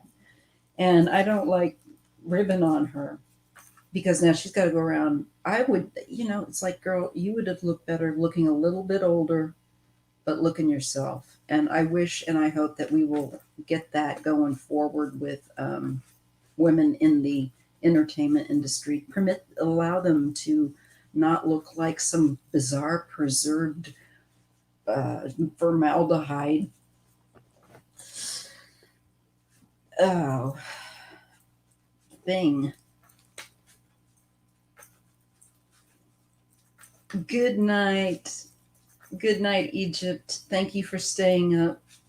I'm gonna be I'm gonna be clicking off here pretty soon. I'm gonna throw one more reading out, and then I'm gonna get to my cards because I'm not quite done chitty chatting. And if you feel like hanging about, feel right ahead. And it is sad, because I like I said, I respect Madonna. She's we're nobody's perfect. And that's a hell of a lot of pressure to be under and to be in that spotlight and not become weird. But she's got too many yes people. I think I have a feeling that Guy Ritchie tried to tell her no. I like his films, by the way. I do. But I have a feeling he tried to tell her no, and that she went off the deep end with her adapting and all that stuff. I don't know. It just is a bit weird. To me, that becomes like you're treating people like you're adopting exotic people from different places. I don't know. That's what the problem with Madonna's behavior and Angela Jolie. It just kind of bugs me.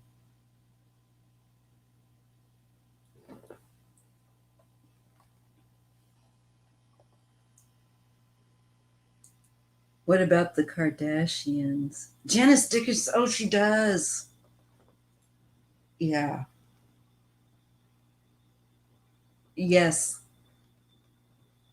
She didn't need to. And that's just it. I really wish and I hope and I'm going to put out that good vibe that, we get some people that will really say, no, you know, girl, guy, that is, y'all, however you identify, that's too much Botox. This, you're starting to look bad. Someone needs to be truthful with the people, and let them age a little more gracefully, so that at least they don't look like a character. And a lot of times these people get sick or they die because they get addicted to going through these operations. You going under that anesthesia is not a risk. I've been under a lot of surgeries, and I tell you, I think I start to look at my wrinkles and I think, oh, I understand why they want to get that done.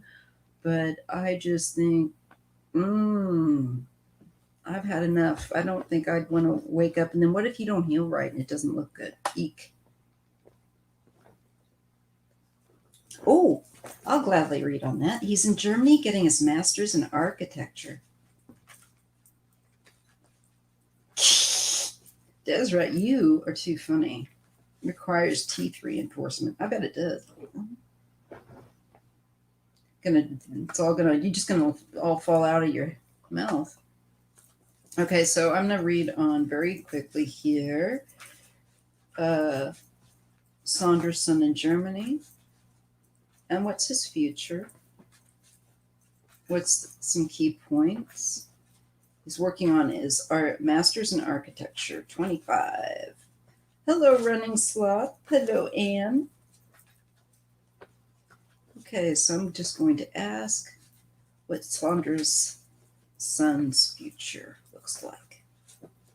What can I tell her about her son's future that she needs to know?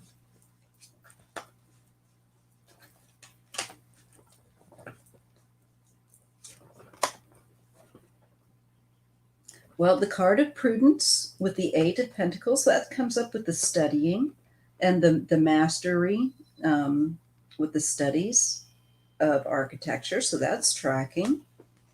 And he gets radical transformation with that study. That's going to open and change his world. It really changed his world. This is highly transformative. It's like he changes his life and is rebuilding. There's like a lot of rebuilding his life. I see this happening with this course.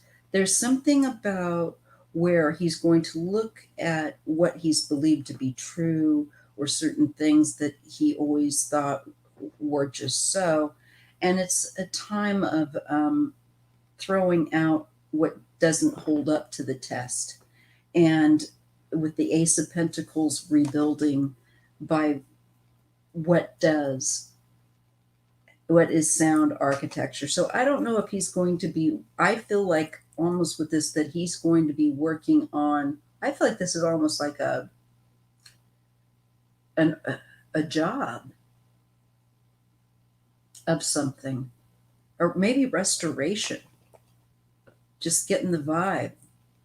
Let me just look at that again. Yeah, it's careful work. And it might be, I think there's going to be special types of architecture, maybe to preserve, restore, or repair, or something that may be in his future. Like, it's like a state of ruin. What do they call that? There's a term for that, and I am not up in the architecture lingo, but that's really looking good for him. He's going to enjoy it. He gets the Nine of Wands and the Nine of Cups. So I believe it will be challenging for him, and yet it will open a creative side that is fun for him to play, kind of. And so I see some really cool projects coming up that are unique. Yeah, I couldn't believe I was going to read. I thought, oh God, what am I going to tell her? But it's like it's telling itself. So I feel like it's fairly easy. And it's more extensive with the Three of Wands. So it goes, source. So there's going to be other work that will come from it. I don't think he's going to have a problem with work. I think he's going to have some very interesting work that's unique and perhaps to do with what is in a state of ruin and what is like preserved ruin. I know that there's certain things like that. Good night, Craig. He is a lucky boy like that. In my next life, I want to go and do that. I'm not going to have any kids. I'm just going to go and be like a total focused on it sounds selfish, but focused on doing my own path. My pleasure. Thanks for asking cool questions. I wonder how long we will have to battle the big. Yeah, let's take a look at that. I'll read on that before I close out and start on the boring stuff that I need to be doing.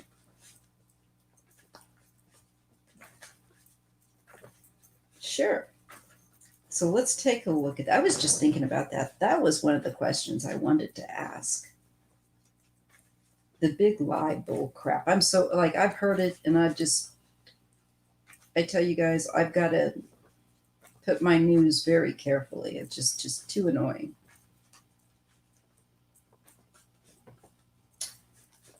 So let's take a look at this big lie. When is the big lie going to be exposed for the big lie? When is it going to die?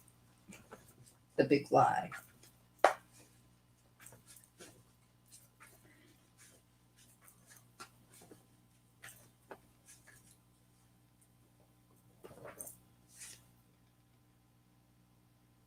We get the card of the Page of Cups.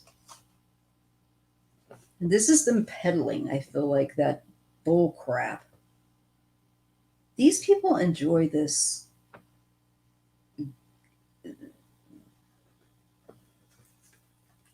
big lie crap. Look at this. Look at it. I get the Three of Cups. It's like, let's drink and lie some more. You know, let's get drunk and lie about all kinds of shit. It just, they just, and with the Page of Cups, it's like it doesn't even, the feeling is it's not based in reality. You know, it's just goofy shit. And Six of Cups, cups again. It's that delusion, but it's going back to the past. And let's just see, come on. And Seven of Swords. God, the energy on this is so nebulous. The Star, there is hope to get this put out. And there will be balance, justice. So it looks like it's going to take a bit of time because this has really worked its way yet into kind of the pop culture is what I feel like with that Three of Cups and that Page of Cups. And I think, you want to know the truth? I think people are going to have to get bored with it and kind of like to where they go on to something else.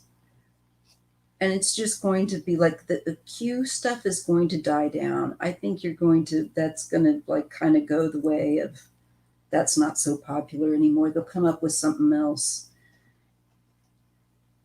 But I feel like the big lie gets hope and balance. So we have light of truth coming, balance, we have justice coming. So it's just going to be proven at the end of the day. And not in the not so, I think this summer is going to be highly active and this fall, you know, a winter because of the lawsuits that are just going to be piling up with Trump and his cronies, you know. I mean, look what's happening with Gates. And I predict DeSantis is going to have disaster with what he's done because, you know, that's what I've seen with the cards. It seems like that's already charted for him because of what he's already done. We're going to start to see a lot of them. Yeah, and I want to be careful when I read on that that I'm not like, that's why, like, when I read on Trump and stuff, it's only every so often now because I don't feel like we need to. I've done a lot of readings on him, but to every so often just kind of look and just kind of check in and go, yeah, he looks like he's about ready to blow a gasket.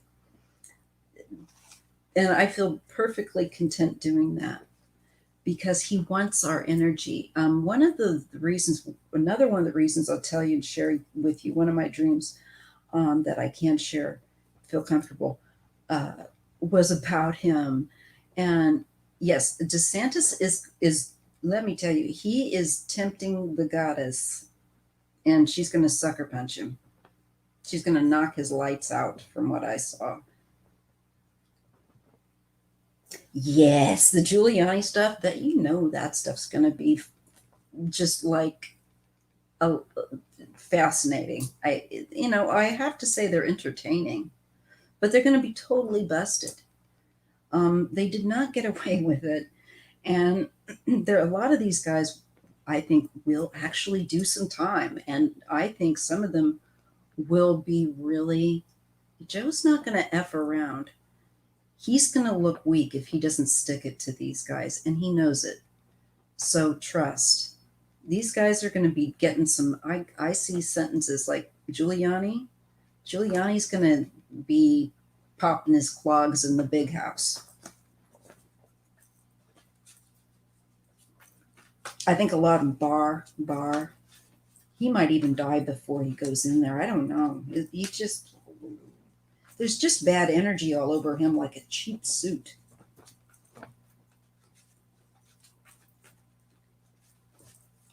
But let's just take a look. I want to look at Giuliani. Just pure shading. John Jr. Yes. Gosh, it just doesn't stop, does it? Well, it's already, it already is coming one after the other. And it's just going to, like I said, it's just piling up. And it's going to be like, well, you're going to have to kind of pick and choose your scandals because there's so much happening. And the one thing that I'm concerned about is that we'll lose sight of some things because it's too much happening at once. But we'll get to it. We'll get to it as we can. Giuliani's gone senile, and let's just see what the cards have to say. Okay, let's just see. All right. I'm a night person.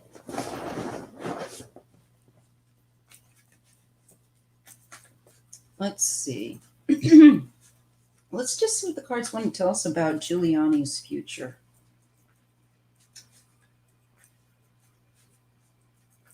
Because I haven't read on Mr. Giuliani in a while.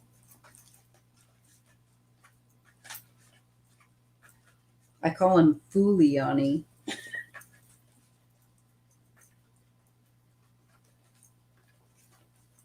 Okay. Wait a minute. He's such a goofy motherfucker.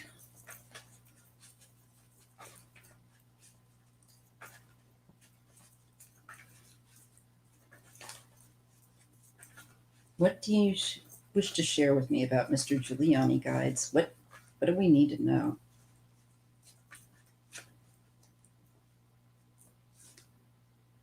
And intensity, Knight of Wands. Okay, yeah, the gas is somebody out there on the barbecue turning up those flames. I'm sorry. I really. King of Swords. This is Trump, and this is Giuliani. I wonder if Giuliani is he going to flip on him?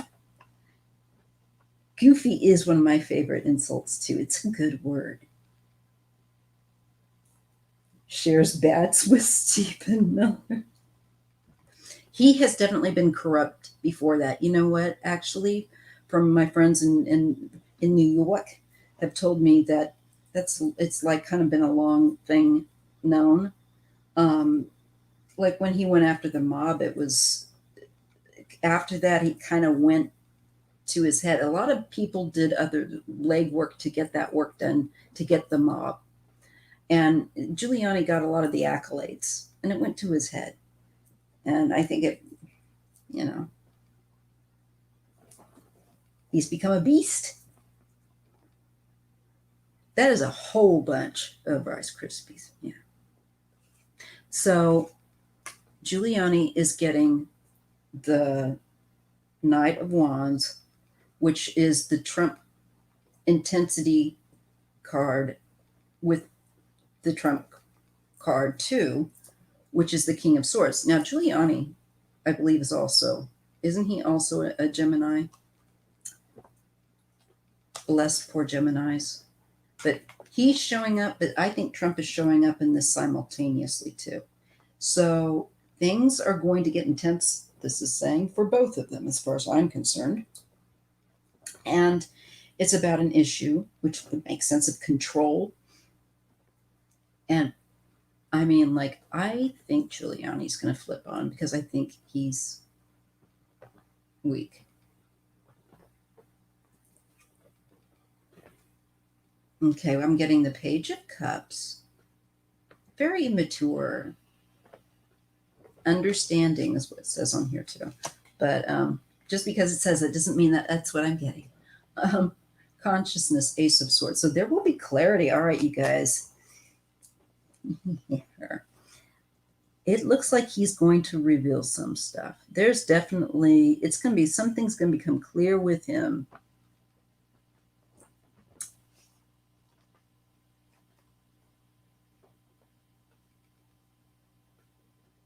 It's going to get, some cards are saying it's going to get real with him real fast. I don't think he's mentally, I just really don't feel like, when I kind of like briefly kind of skim his surface, and that's what I do with people, because I can go into their consciousness. I've done that in my dream time, which isn't always great. But, you know, some people, you don't want to know what they're thinking. And that's why some people think, oh, that's so great that you can do that. It's like, no, not really. You don't want to know what people are thinking a lot. But he's going to get, this is a shock to his system, is what I'm getting with my cards. You would, you know, I don't know why I expect these guys to be like, I don't know, not, I expect them to figure this out. But I forget that they don't live like we do. They live in a bubble. But I get culture shock. It's like that bubble's going to pop. It's going to feel really intense to Rudy, is what the cards are wanting to tell me. And with the Magician, he's going to try to lie and try to smudge what he can. With this Eight of Swords, oh, he's going to prison. That's my prison card. And Trump's going to just throw him right under those bus tires. Might as well just get him a t-shirt with the bus tires, you know? Because look, Magician, and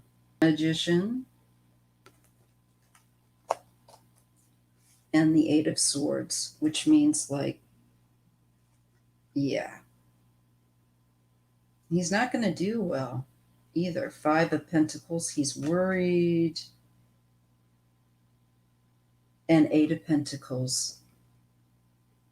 I think he's worried about, Giuliani's worried about what Giuliani's worried about, which is money. His money.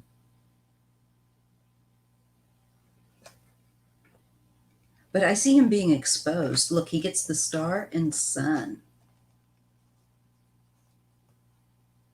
So he's just going to, I think we're going to find out, you guys, really. Now, with that Five of Pentacles,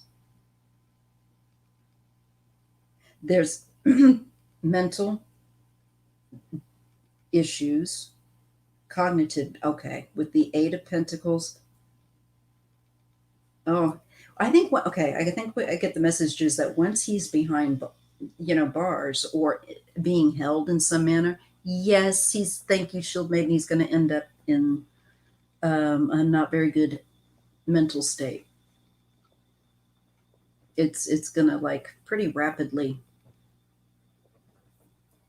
decline. Yeah. Four of Swords, postponement. So I wonder, and Six of Wands, victory. I don't see that for him. I think this man's victories, his days of victory, are behind him.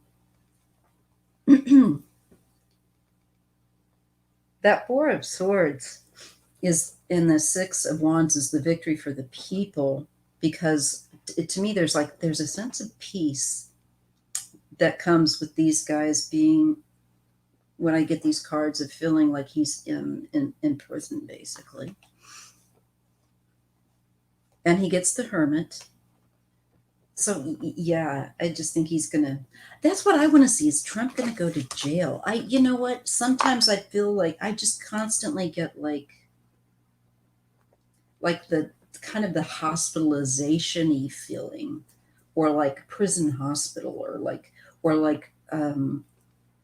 he's, I don't know. And I just want the cards to really like put the sun up, just like give me the sun, just tell me the truth. But it's like the cards want to say, it's not that easy, Maya. You're going to just have to live it and watch. Sometimes the cards will do that to us. So let's just try it. Maybe it'll tell me tonight.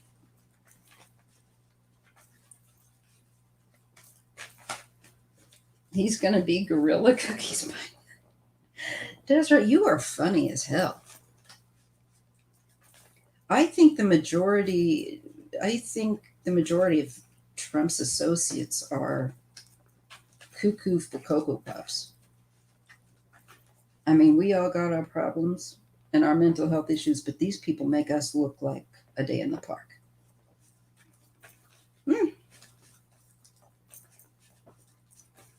And they have access to medication. Yeah.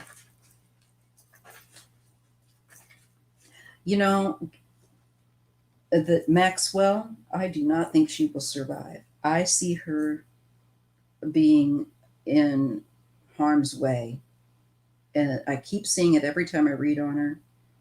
And I think she will. Did you guys see the picture of her with the black eye? Now, I don't know how she got that black eye, but this was a more recent picture. I got the feeling maybe somebody, it looked like it was like I've been hit in the face. We don't. Even I have medical care, but our insurance is such shit. Did you see it, JR? Yeah. Now I have an older brother. Okay. So I grew up rough. I grew up more a bit like a guy. And I got that feeling that black eye, she won't say she got it. See, now that is what Jeffrey was doing. She's already getting it, guys. That's what I thought when I saw that the other day, when I was like looking through. I think it was like Daily Mail. And you have to take the Daily Mail. It can be kind of scummy. I don't like what they do to people, but they do get some good information here and there. She didn't wake up like that. If you'd wake up if something hit you. Let me tell you, I got hit like that in my car accident by beer bottles and shit hit me in the face. That was right there. Somebody, I just could feel it. You know what I mean? If you've ever been, you can see it online. I think it's Daily Mail might have that picture, Sandra.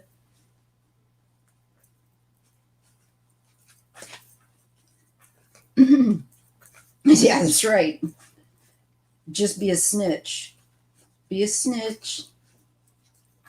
That's a test. Let's read on her. Yeah. Jeffrey. So let's take a look at I never know how to say her name right. Is it Ghislaine? Ghislaine? I don't know. Whatever. I'm going to call her G. I don't think very long. I say this, JR, because I've seen this really strong cards like that telling me the same message, that that higher people, in that social bunch, that 1% are uber wealthy, they're going to make sure that she with the fishes. So seriously, I see her being put, Ghislaine. Thank you. That's right. That's French. I should know. Ghislaine. Such a pity. I mean, threw her life away, and I don't see it's not going to end well for her. So, but let's just be open, right, and see what the card's going to say. Send fish lips, Lorenzo. You are Deseret. You crack me up. I'm seriously living for your comments. They are funny. The firm. Mm-hmm. Joe, that's just what I'm, been telling you. Never underestimate a Scorpio. Joe is all nice and smiles. Yeah, I'll try. JR. But I saw her fate. She's going to be killed. That's what I saw. And I don't like to say that kind of thing, but if I was her, I'd be very worried. Because it looked like the same kind of cards like Jeffrey got. And I'm not trying to be extra. It's just what truthfully I got. Let's just see. Outcome for Ghislaine. Ghislaine Maxwell. What do we need to know? How are things? So we're going to ask, is she getting roughed up? Well, we know that she has been, but let's just formally ask, like, how often, let's ask how often she's being subjected to that. Because I saw with Jeffrey that they were letting people in more often. What's he going to do? They controlled everything. That man was like dead. He was a dead man walking. And she's not. She gets the same thing.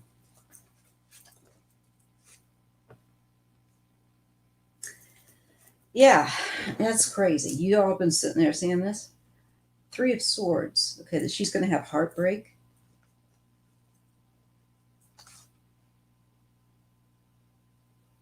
And this is painful.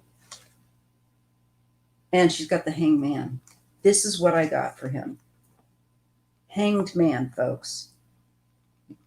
I got the Hanged Man for Jeffrey. And they said he hung himself.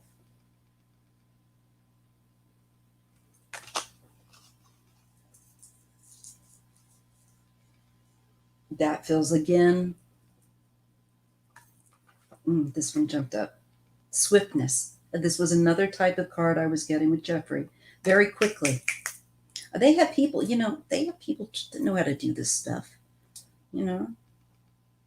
Whole nother world out there than what we go and do every day, some of these people. Rena, I'm going to read your question. It's just what she did to those kids is messed up.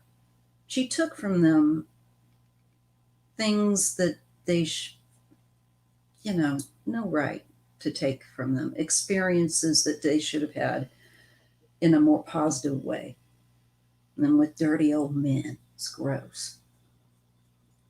Do you think the young black lady committed suicide? The DA's office said that she committed suicide. There's no body to be found. Okay, her name is Sine. I haven't looked at her case, but I'll be happy to. Yeah, Trump is definitely associated to Ghislaine. Mm-hmm. And I just, but she did sell them into slavery. She did. Quite happily. I'm going to let's look at, okay, I want to make sure I say her name right. Sanaya. I think that's probably how it's pronounced. Dennis. That's a pretty name. Sanaya. Dennis. Let's ask the cards and see what they give. Oh, I didn't get all of them.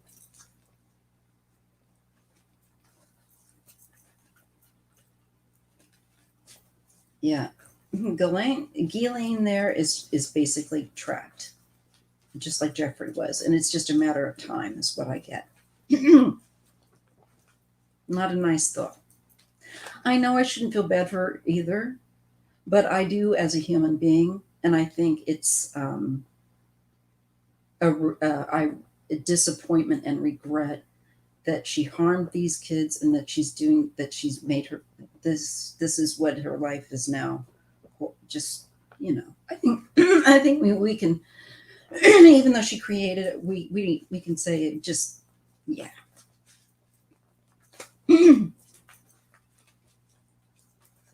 Yep.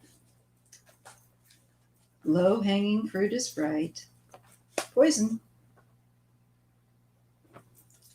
But I'm going to look at Sanaya Dennis. Sanaya Dennis. Okay. Oh, this is another young black lady that they're saying committed suicide.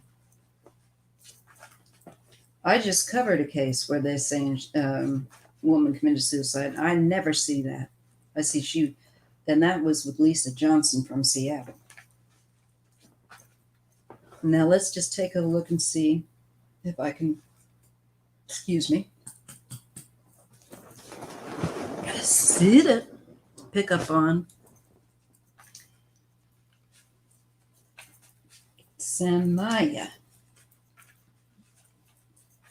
It just gets me that, like Sanaya, there's somebody's, she's somebody's baby girl. And I just think of each one of these people, because I'm older, now, and a bit. And I just think that could be my kid. Could you imagine somebody doing that to your kid? I would take people apart. So let's see what we get for Sanaya. Did she commit suicide, or is this a cover-up? We ask with respect. And I ask spirit.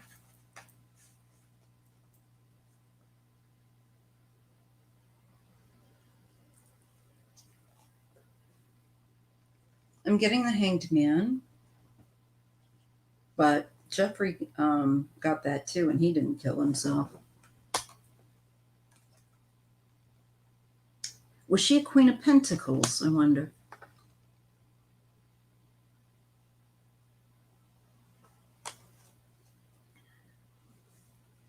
I think they get into these levels by, frankly, blackmail. They blackmail each other. That is the one thing you can be sure of. They all have these vices. Okay, so let me take a look at Sanaya's case. It's best when I just kind of look.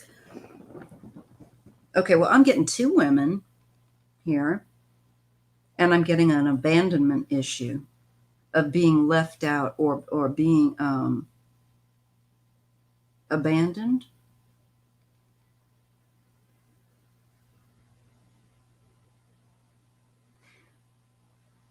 There's the Hangman, there's the Queen of Pentacles. And so I see there's a woman that's getting a different point of view. This could have been Sanaya if she was going to make a change in her life, seeing things a different way.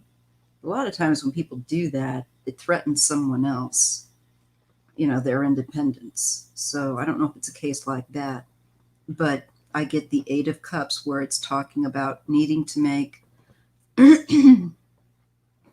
or making a change where either you can abandon your responsibilities, or it's where you have to let go, like the card says, and move on. I get the Queen of Swords here with that Eight of Cups. And that letting go. And I'm feeling that somehow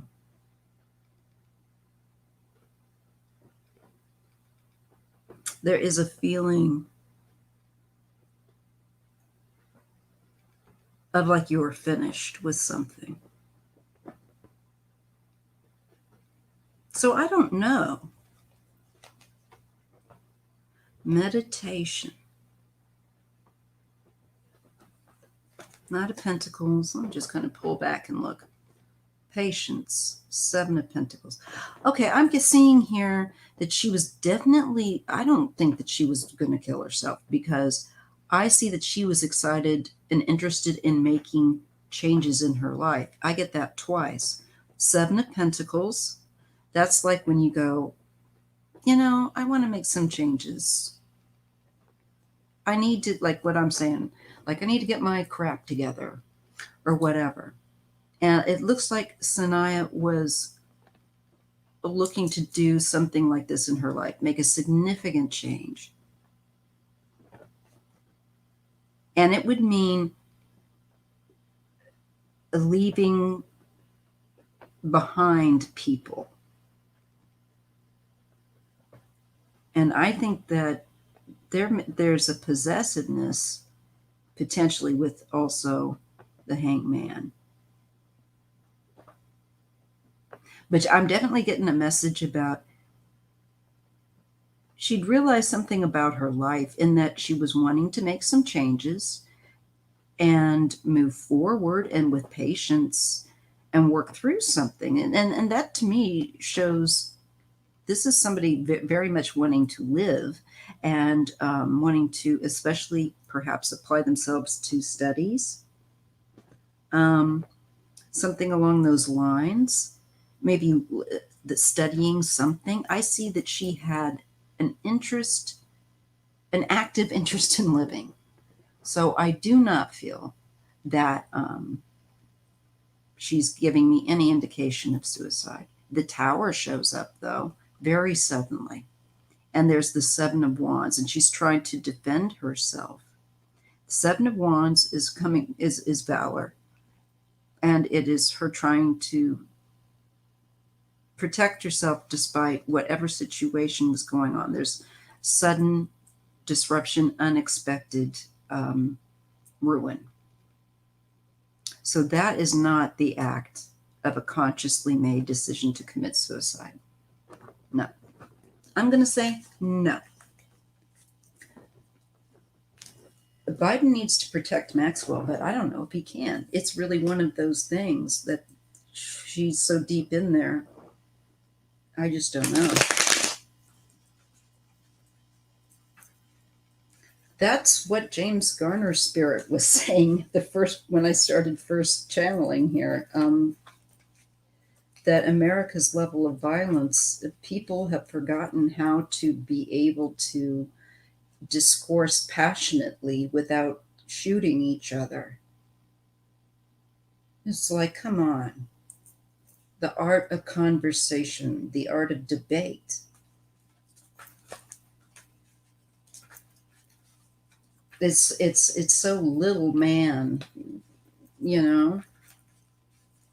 Yes, thank you. I'll look at her. Her mother. Let me see what her mother's name was, because I like to anchor in on the name.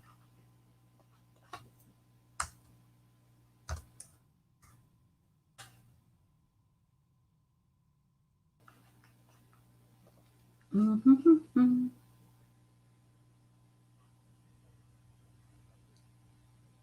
Patrons are turning against a famous restaurateur over his controversial Instagram about Ghislaine in New York. Who cares?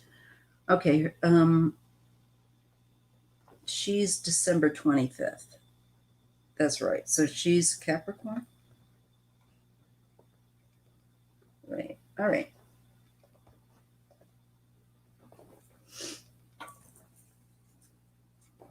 It's really violent here. My husband's from London, and I've never seen it. I used to be proud of like inviting people to come to San Francisco. Now I wouldn't. This just gross. There's not it's going to be a while. It's just too dirty and they need to clean it up. You love Vegas? It wasn't my cup of tea. It's interesting though. I thought it was very interesting. Yeah, where are you from, Sandra? Can you remind me? I love California. I've lived out in California now for more years than I did in Missouri, where I was originally born. So I feel much more like a California girl. Hmm. You're from California. Where are you living at now? Oh, but you said Sandra. You're up? Like what? BC? You're up in British Columbia.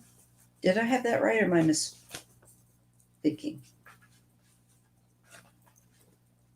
The planetary influences. That's something I wish I had more time to read more thoroughly about. Um, and that's why I love it when there's a really cool viewer by the name of Madam Crab, and I would love to get to know more about her. But she'll drop some really cool information every so often on my videos, on my readings, that she is very astute compared to me, most certainly in astrology. And she will say, "Yeah, okay, I'm glad, I'm proud of myself. I remembered BC." Um,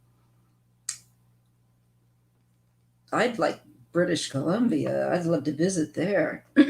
Hawaii is beautiful too. I love Maui.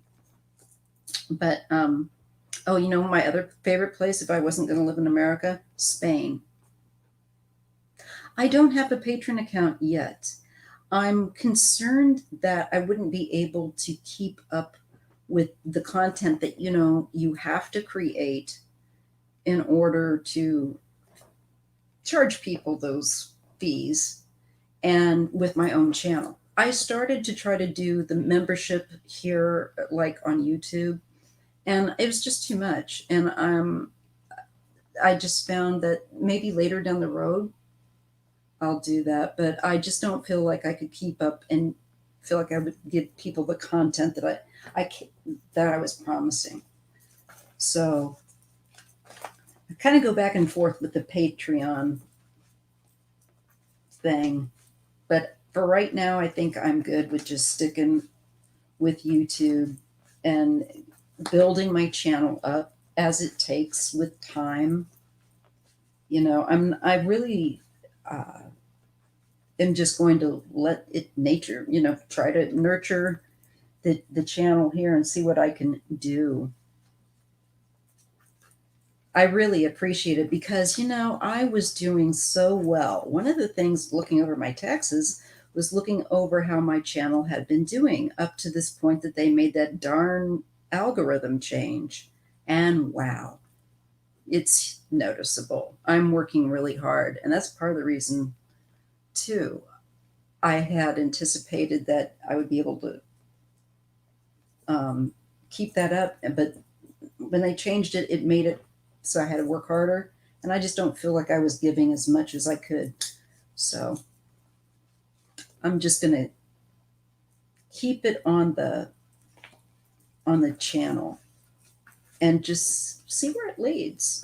I trust the universe. I know that it's going to lead me. I've kind of asked when I read on the channel, because it's really for the universe. I wouldn't normally do this. Though I can be extroverted, and I have that aspect to my nature, and I can enjoy that. I'm also tremendously introverted, and the only reason I kind of came out with this was because of the dreams I was having, and I was given, to know that I needed to share this information. And of course, Linda G did a reading for me, and she encouraged me.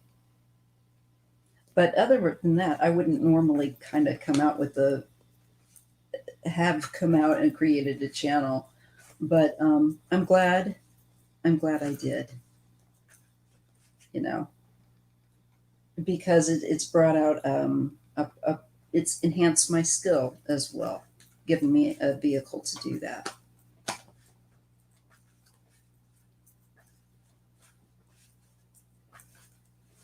But when can I visit the States? I'll come back. Yeah, I think Biden's going to do a lot. After this term, I think America's going to be um,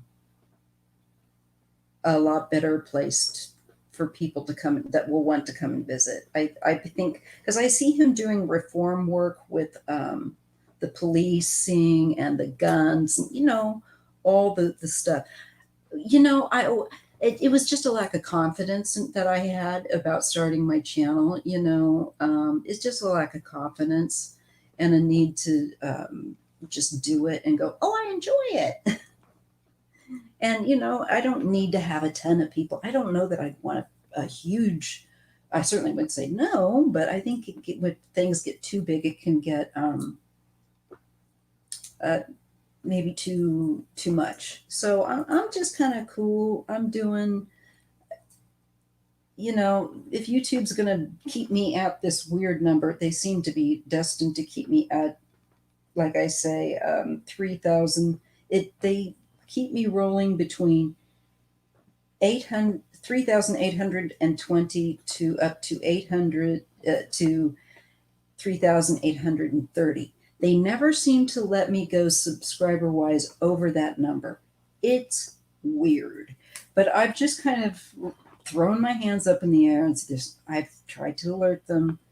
Maybe one day it'll work itself out, but I'm not going to worry about it anymore. It does annoy me now and again, but it's less. I'm just trying to focus on doing the lives. And I'm still going to be looking for somebody to do lives with, but I don't think that I've found the right person quite yet.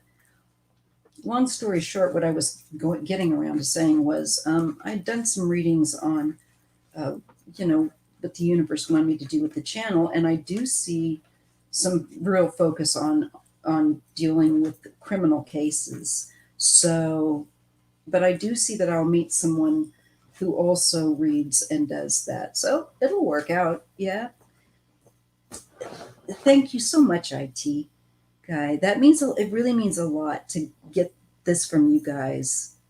And I appreciate it. I always wanted to do something like in radio. So this kind of is, with communications and stuff, this works out for me, and it's what the universe I know wants me to do. I do know that, and I just got to keep my ego out, which isn't too hard to do. Thank you so much. I'm touched that you guys really do enjoy my channel. It's amazing to think that I could entertain anyone for 5 minutes, let alone that they would come back for, and check in again. And so I really do appreciate it. The one thing you will not see me do, I feel like I got an eyelash. Sorry, guys, that I can't get. The one thing you will not see me do is, and this kind of freaks me out a little bit when some people do it on channels, is when they go, oh, you can tell when people really mean that they love their viewers and then when they are just kind of like shining them on. So I'm not going to shine you on. I do really like my viewers. Trust me. What you see is what you get. If I didn't like doing this, I would not be back here. Thank you so much. Thank you for the compliments. One of the other things I'm learning how to do is to accept compliments and believe in myself. And it's a real time of empowerment. And I know, not just for myself, but for other people. So I just hope that maybe with my doing this, that it will help other people as well, Oh, San Diego. Do you enjoy San Diego, Maureen? I'd love to make it down your area. I know it's supposed to be so pretty. I'd love to see it. Sorry, you guys. I keep rubbing my eye. I shouldn't do it. Be safe, Deseret. Is it lucky? I hope so. It could also be just a little bit of that sun block that I had put on my face getting in my eye now. Too funny.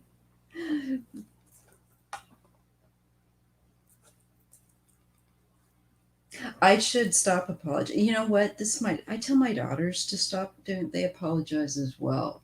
I think it's I think it's always from being trying to make sure that everybody's comfortable and that I've not made someone uncomfortable.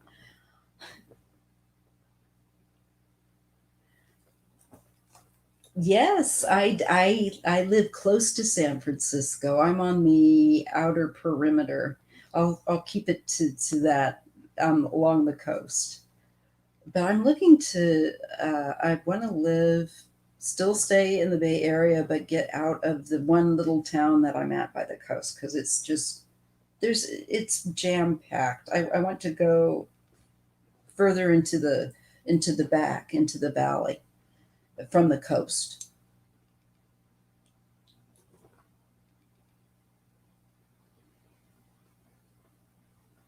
Yeah, I just think people pleaser, I don't like people to feel uncomfortable because I know what it feels like to feel uncomfortable. Yeah, empathic. So, uh, but you don't want people to think that you're just too soft either because I'm not. There's Leo and Mars to prove it. And I'm feeling like something told me last night, you got Leo and Mars. You need to honor that. You need to, carry that light. My San Francisco is I'm really hoping that San Francisco and I feel like it will rise out of its poopy ashes right now. Right now it's really kind of gross. Like I've been telling y'all. But like all things, I believe it will have its cycle of renewal. It's such an unusual city, of all the places I've ever been yet. But I want to visit Southern California because I haven't seen that. And I want to have just enjoy going down and seeing SoCal. Well, I tell you what, Sandra, if you ever come out, you let me know when you're going to come out, and we'll meet up for dinner. What I'm sure are lots of hopefully restaurants will come back up because San Francisco, I believe, will reestablish itself as a thriving city again. It needs to get into some different hands. It needs cleaning up right now. It's a mess. I'm rather embarrassed about it and makes me sad because I love San Francisco. Because it's a cool city, but it's just run down and they got to clean it up.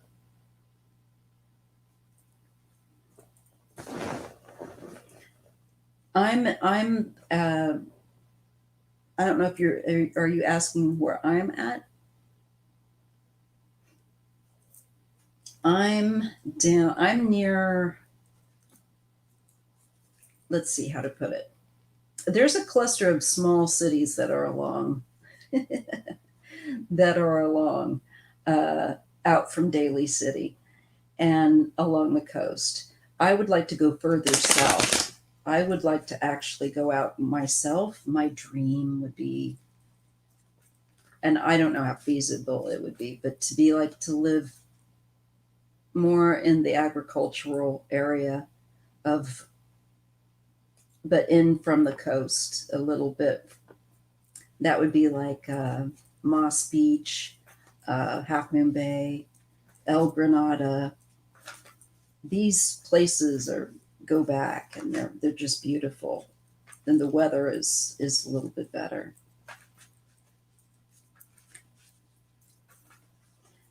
So I'm just curious. I want to ask you guys, wine country, yes, that will be and Napa, very beautiful, and the weather there is totally different. Then again, you get more of a extreme heat and cold because it's more inland. but it's so beautiful. And you'll get the change of the seasons there with more like the leaves and stuff will change. Some people say, "Oh, I miss the change of the seasons." It's like, well, plant some trees in your yard that actually change color, and you'll still get it. So I'm going to stay on just a little bit longer here and round it out because there was a reading I feel like I need to do, but I don't know what I want to do it on. Let's see. Let's just see what comes.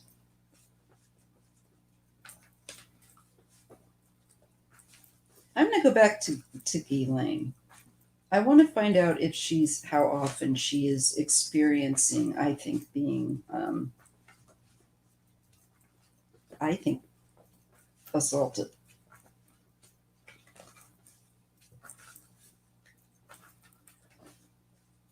I'll check that out, Geeky Heart. Something just tells me yes, but I will be glad to look at that quickly. Right now, I'm just going to look at someone who's probably not going to be traveling anywhere for a very long time, and that's Ghislaine.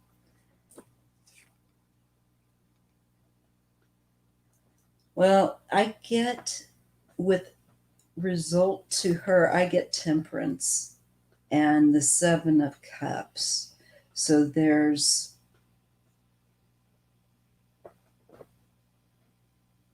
a way that they do it that's really sly, and I'm getting that with that Seven of Cups. It can be confusing, and it can taking her off guard. But Temperance is just the right. These people. Let me pull a couple more cards with her. Three of Pentacles, work. Two of Swords. She tries. What I get is Three of Pentacles. I get that there's a group of people there, that there's more than one individual that comes for her. That doesn't surprise me. I think there's some people that she has prisoner-wise, and I feel like there's others that are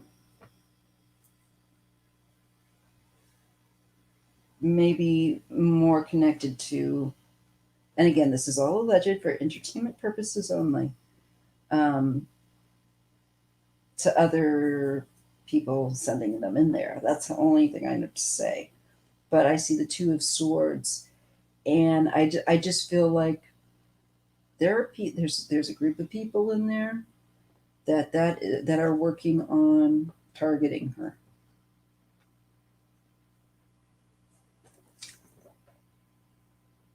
Yeah, the Strength card, and this is about dominance. I get the feeling that some of the women, I think that, it's saying that you socked her in the eye kind of makes you the big dog, And so she's attracting people that want to do that, but also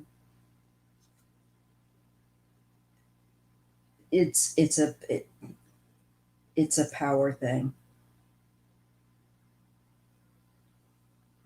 But I feel like there's not only like individual prisoners and stuff. Like she's got nobody. She keeps to herself. She doesn't trust anyone.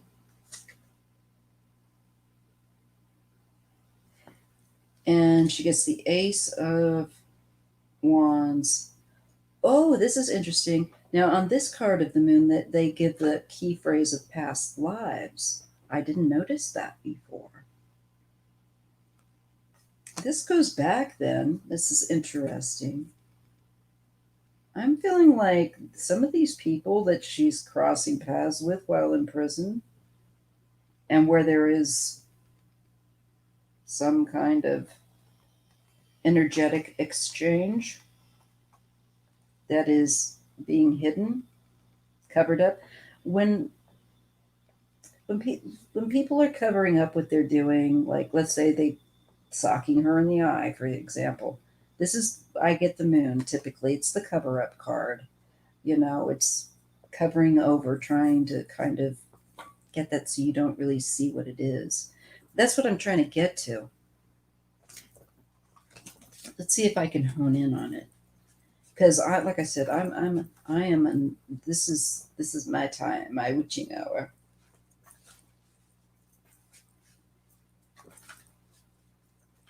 What kind of abuse is Ghislaine experiencing? Who would like to know? Before I lose my glasses, you know what? My husband had to super glue, so I can't. I can't. I've got to get in to get that done. So let's focus on Ghislaine, so I don't break my glasses. All right. What kind of abuse is she experiencing while she's being held?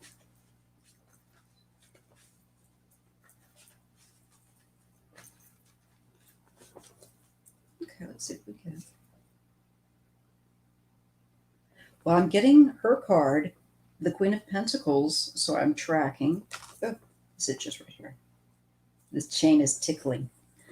And I get the Hermit again. She's trying to keep to herself because she doesn't know who to trust. And I just feel like she doesn't feel like anybody's particularly warm or welcome to her. Nobody, not staff, not other prisoners. Literally feeling solo. The Hermit is the solo, quote unquote, card. Now, the Three of Cups, I feel like there's taunting, for one thing, with that three. That's the that of her kind of thing, right? And then Nine of Pentacles, I think they take her stuff. I think they take her stuff. I think if they get a chance where because she probably has better commissary. Now that wouldn't surprise me. I did read that one of the ways that, not surprisingly, Jeffrey, they said, got through prison the way he did for as long, even how he did, was he would purchase and give commissary. And I think that is what we have going on here. So I feel like there's some taunting, there's some, it's like paying people off with commissary. But I feel like that will hold out for so long.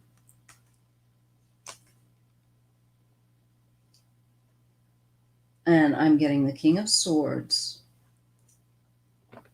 Control. Oh, I was going to read on her mom. I need to read on her mom.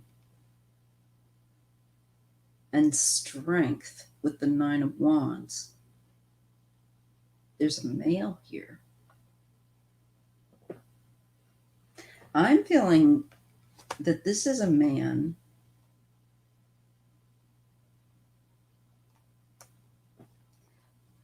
that could physically be pushy, because the Nine of Wands is a lot of dynamic. It can be aggressive, as you may know, or creative or destructive energy, but it's energy that's put into it. And yeah, he's in a position over her, Hierophant. And I think the Nine of Swords, he makes her feel anxious. She doesn't feel like she can sleep. So I feel like there is just a constant, I think whatever threat that she doesn't hear people making, whispering, she's imagining in her, I think also in her own mind. I think she's, again, that feeling that she has not a friend there, not even like with a staff member, somebody. I just, she just pays people off and stays to herself. And that's what, yep. And that's what Jeffrey did. But despite that, Ace of Pentacles, there's defeat. It's still not going to work. Five of Swords, she's still going to be bullied. So she's still going to be physically harassed. And the bullying would be verbal and physical. And so she's basically, yeah, she had the black eye. And when I saw that, I knew instantly. I just thought, yeah. I think it's a guard, Anne. I do think it's a guard. And I think he plays mind games with her with that Nine of Swords, liking to try to make her anxious or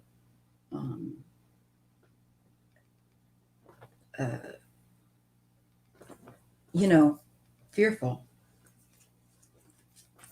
So I see that she's not only got, of course, individual prisoners, giving her the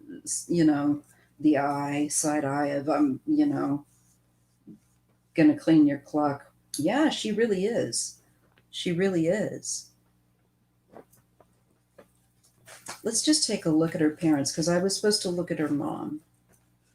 That's right. I wanted to see who her mother was. I'm sorry, you guys. I pulled her up and then I got sidetracked. I got stuck on her birthday. Okay, so her Elizabeth Maxwell's her mother. And she passed away in 2013. Her birthday was March 11th.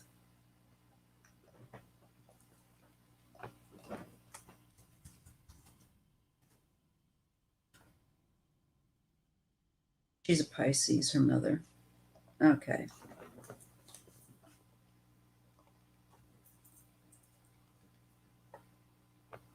I've heard that too, Rena.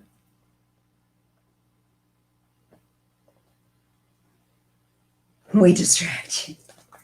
I distract myself. It's true. After I had kids, I distracted myself. I try and read a book. I'll distract myself. Okay.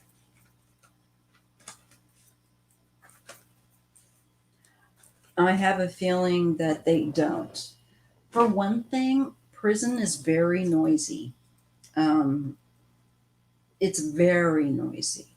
People screaming, and losing their cool. It's noisy. And apparently it's noisy like round the clock, and until people sleep. But even that, I think people's circadian rhythms there are screwed up. They have to be.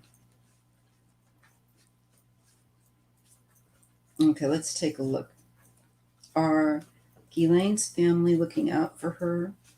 What does her mother feel about this? We want to look in at her mother. The water sign.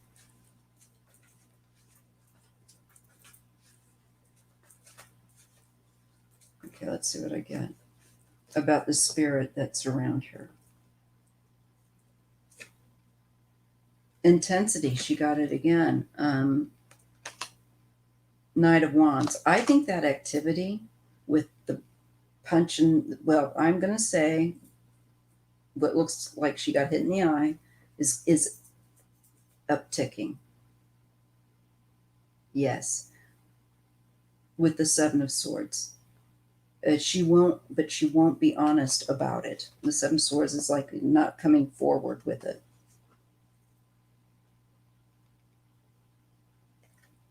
I'm not picking up so much. I would imagine with this intensity of her situation,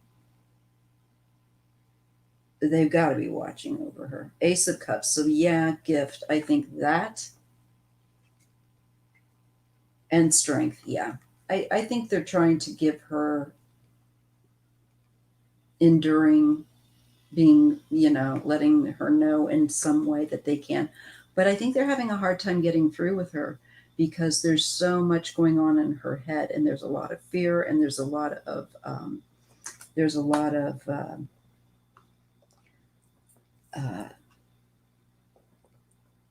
going on, that she's got to be wary of. So I just don't think that she's really attuned to that. I think she's really attuned to trying to just survive. And I don't know if she's particularly mindful spiritually that way. Yeah, her dad died. I think he may have been, you know, but the mother, I'm just not getting a reading on their energy,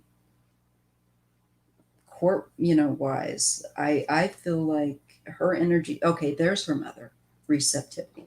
She's come in here, but she comes in and she's having a hard time being heard with the Page of Cups. I feel like her daughter never thought, I don't think her mother, I don't know how much she really thought of her mother. I think her mother cared, frankly, more toward her than vice versa. And I know that's a horrible thing to say, but it kind of feels that way. Because I feel like she's pushing out, like she doesn't value it, pushing that out. So it's harder for, I think, her mother to be received. Interesting that with the Queen of Cups, they're talking about receptivity. And I get a card of the Page of Cups, which is far more limiting. It's more simplified. It's not really deep. So I don't know. I think maybe her mother may not have felt like she connected with her very, very well or as deeply. Or she may have felt like she did, but her daughter didn't show it back. Definitely it's not a mutual thing. Murderedly, yes. I think he was. And I think it was, yeah. I know that there was a number of children. I just don't see a really strong, I just don't see that her mother, I think her mother sees her as the baby, but the world and wholeness and the Page of Swords conflict, she has to face her conflict. And these are the consequences. And I feel like there's only so much she feels like she can do. And I don't really feel like her daughter opens a great deal of space psychically for her mother to kind of have a means of, really being heard. You have to be heard. It's like Donald Trump's spiritual guides have got to be the most frustrated, They are weird. They are a very strange family. They were her dad was always kind of on the seedy side and on the tabloidy, shady side reputation. I don't know that much about her siblings. I don't know if they have just a basically straightforward life or what. I do think that I know that they're very private and that they have, I think, try to keep not only their own lives private, but I think them too. It's a strange family. Let's see how close she is to her brothers and sisters. Is there a closeness?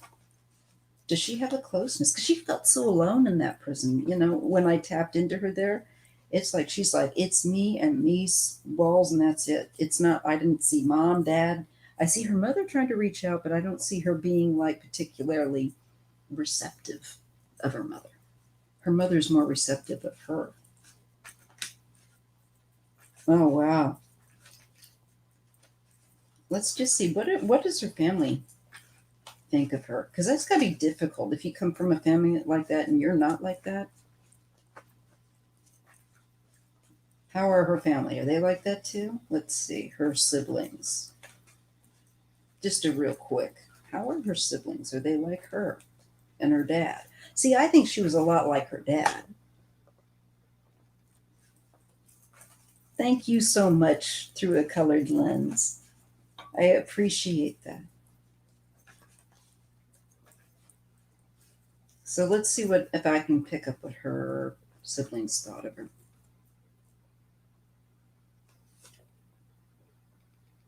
I get the Knight of Cups and I get the Tower.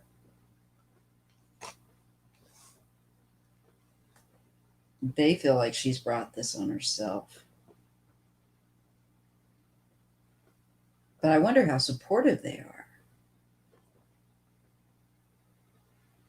To see her? Okay. Well, that could be very much then that Knight of Cups energy, which is a little more emotive, a little more, unless they're trying to be tricky with you. But I think they know that she's in a bad spot. I like for you to be able to see the pictures that I see if you kind of get the same vibe. I think they feel pretty helpless to do other than what they're doing for her. But the Three of Wands, how many of them are there? Siblings. So she's got what, a couple? Well, I think this is probably them. And Ten of Pentacles, there's the family. They're supporting her. So I see with that, and they will support her for the long term. I think that's where she's getting all that commissary. The wealth. Yeah, I think her siblings have uh, reestablished their family money in some way, something. Because it just shows up there. So I think that but I think they might get wary of it with the Four. The Four is where you're starting to feel like you're losing your passion. You're starting to feel apathetic, where you can become fatigued. And the Seven of Wands. And this is about defense. So they might have their moments. That can't be easy. Yeah, and this is again with her like being in prison with the barriers, with the Eight of Swords, about her being confined. And they don't feel like they know everything that's going on. I don't know if she's telling, I think she tells them some things and keeps things other things to herself with that Seven of Cups. So I don't feel like they have a full picture. Yeah, I think you're right, Nancy Lee. Something seemed to strike me that way. My drawstring here. Yep, I'm going to be signing off as well, you guys, because I have to go ahead and I have to get ready. But there's one thing I did want to check on, one story that I'm afraid if I don't do it now, I won't. I wanted to check on the Sandra Bland. It is one case that I have been wanting to do with her. And I just want to check on her case. Sandra Bland. She was a woman of color that was in prison.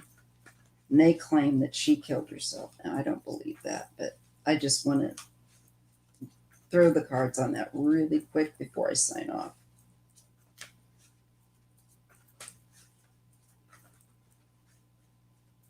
It's probably going to tell me, do this reading another time.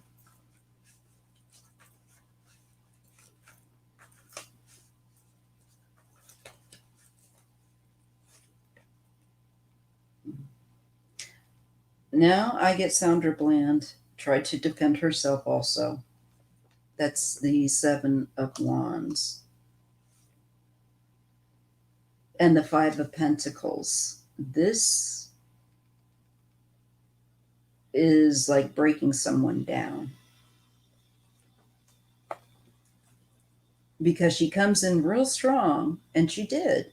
And then I feel like physically making someone sick too. I think that there's something they gave her,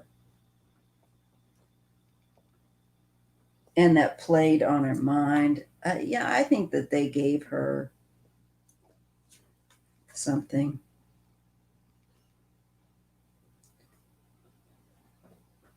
Queen of Wands. I think that was Sandra. And the four cups. Hmm. Yeah, her case. Good night.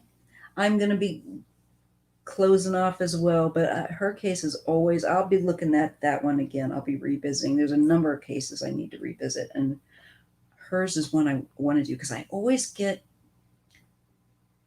cards that make me feel like there was definitely, at the very least, negligence, and I feel like they tried to cover it up. What is going on with it, though? Yeah, bullying. There it is. The Five of Swords and the Five of Cups. She died as a result of them putting their hands on her. Those two fives tell me that.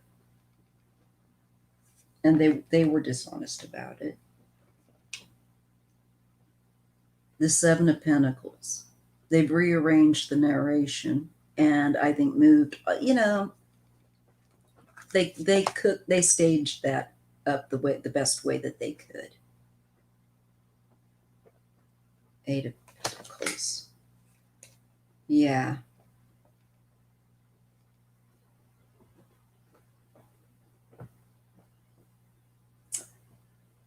Triumph. I think some of these cases, like hers, I feel yes, very that one really made me sick, and I always pray that her case will get new eyes on it, new energy, because it just isn't right, just isn't right, and I'm too tired, so I'm not doing her any service tonight. So I'm gonna get off of here and continue to work through the night. You guys might see me on tomorrow here and there making a comment, but probably not going to be doing a video because I'm going to be busy.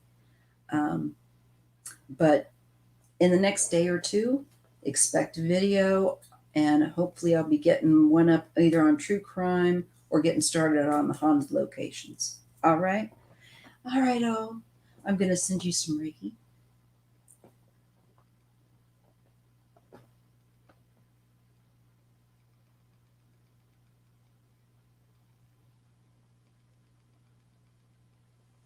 And I pray that you have a good night. All right.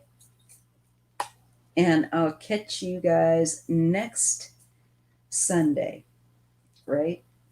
And I'll probably be making Wednesdays, we'll see, a day for during the week for lives. Yeah, me too. I'm looking forward to doing the work, but I got to do my hard, boring work now. So much love, you guys. This was a record breaker. Thank you guys, all 24 of you troopers. You guys are tough. Good night. Sleep well. Bless you. Much love.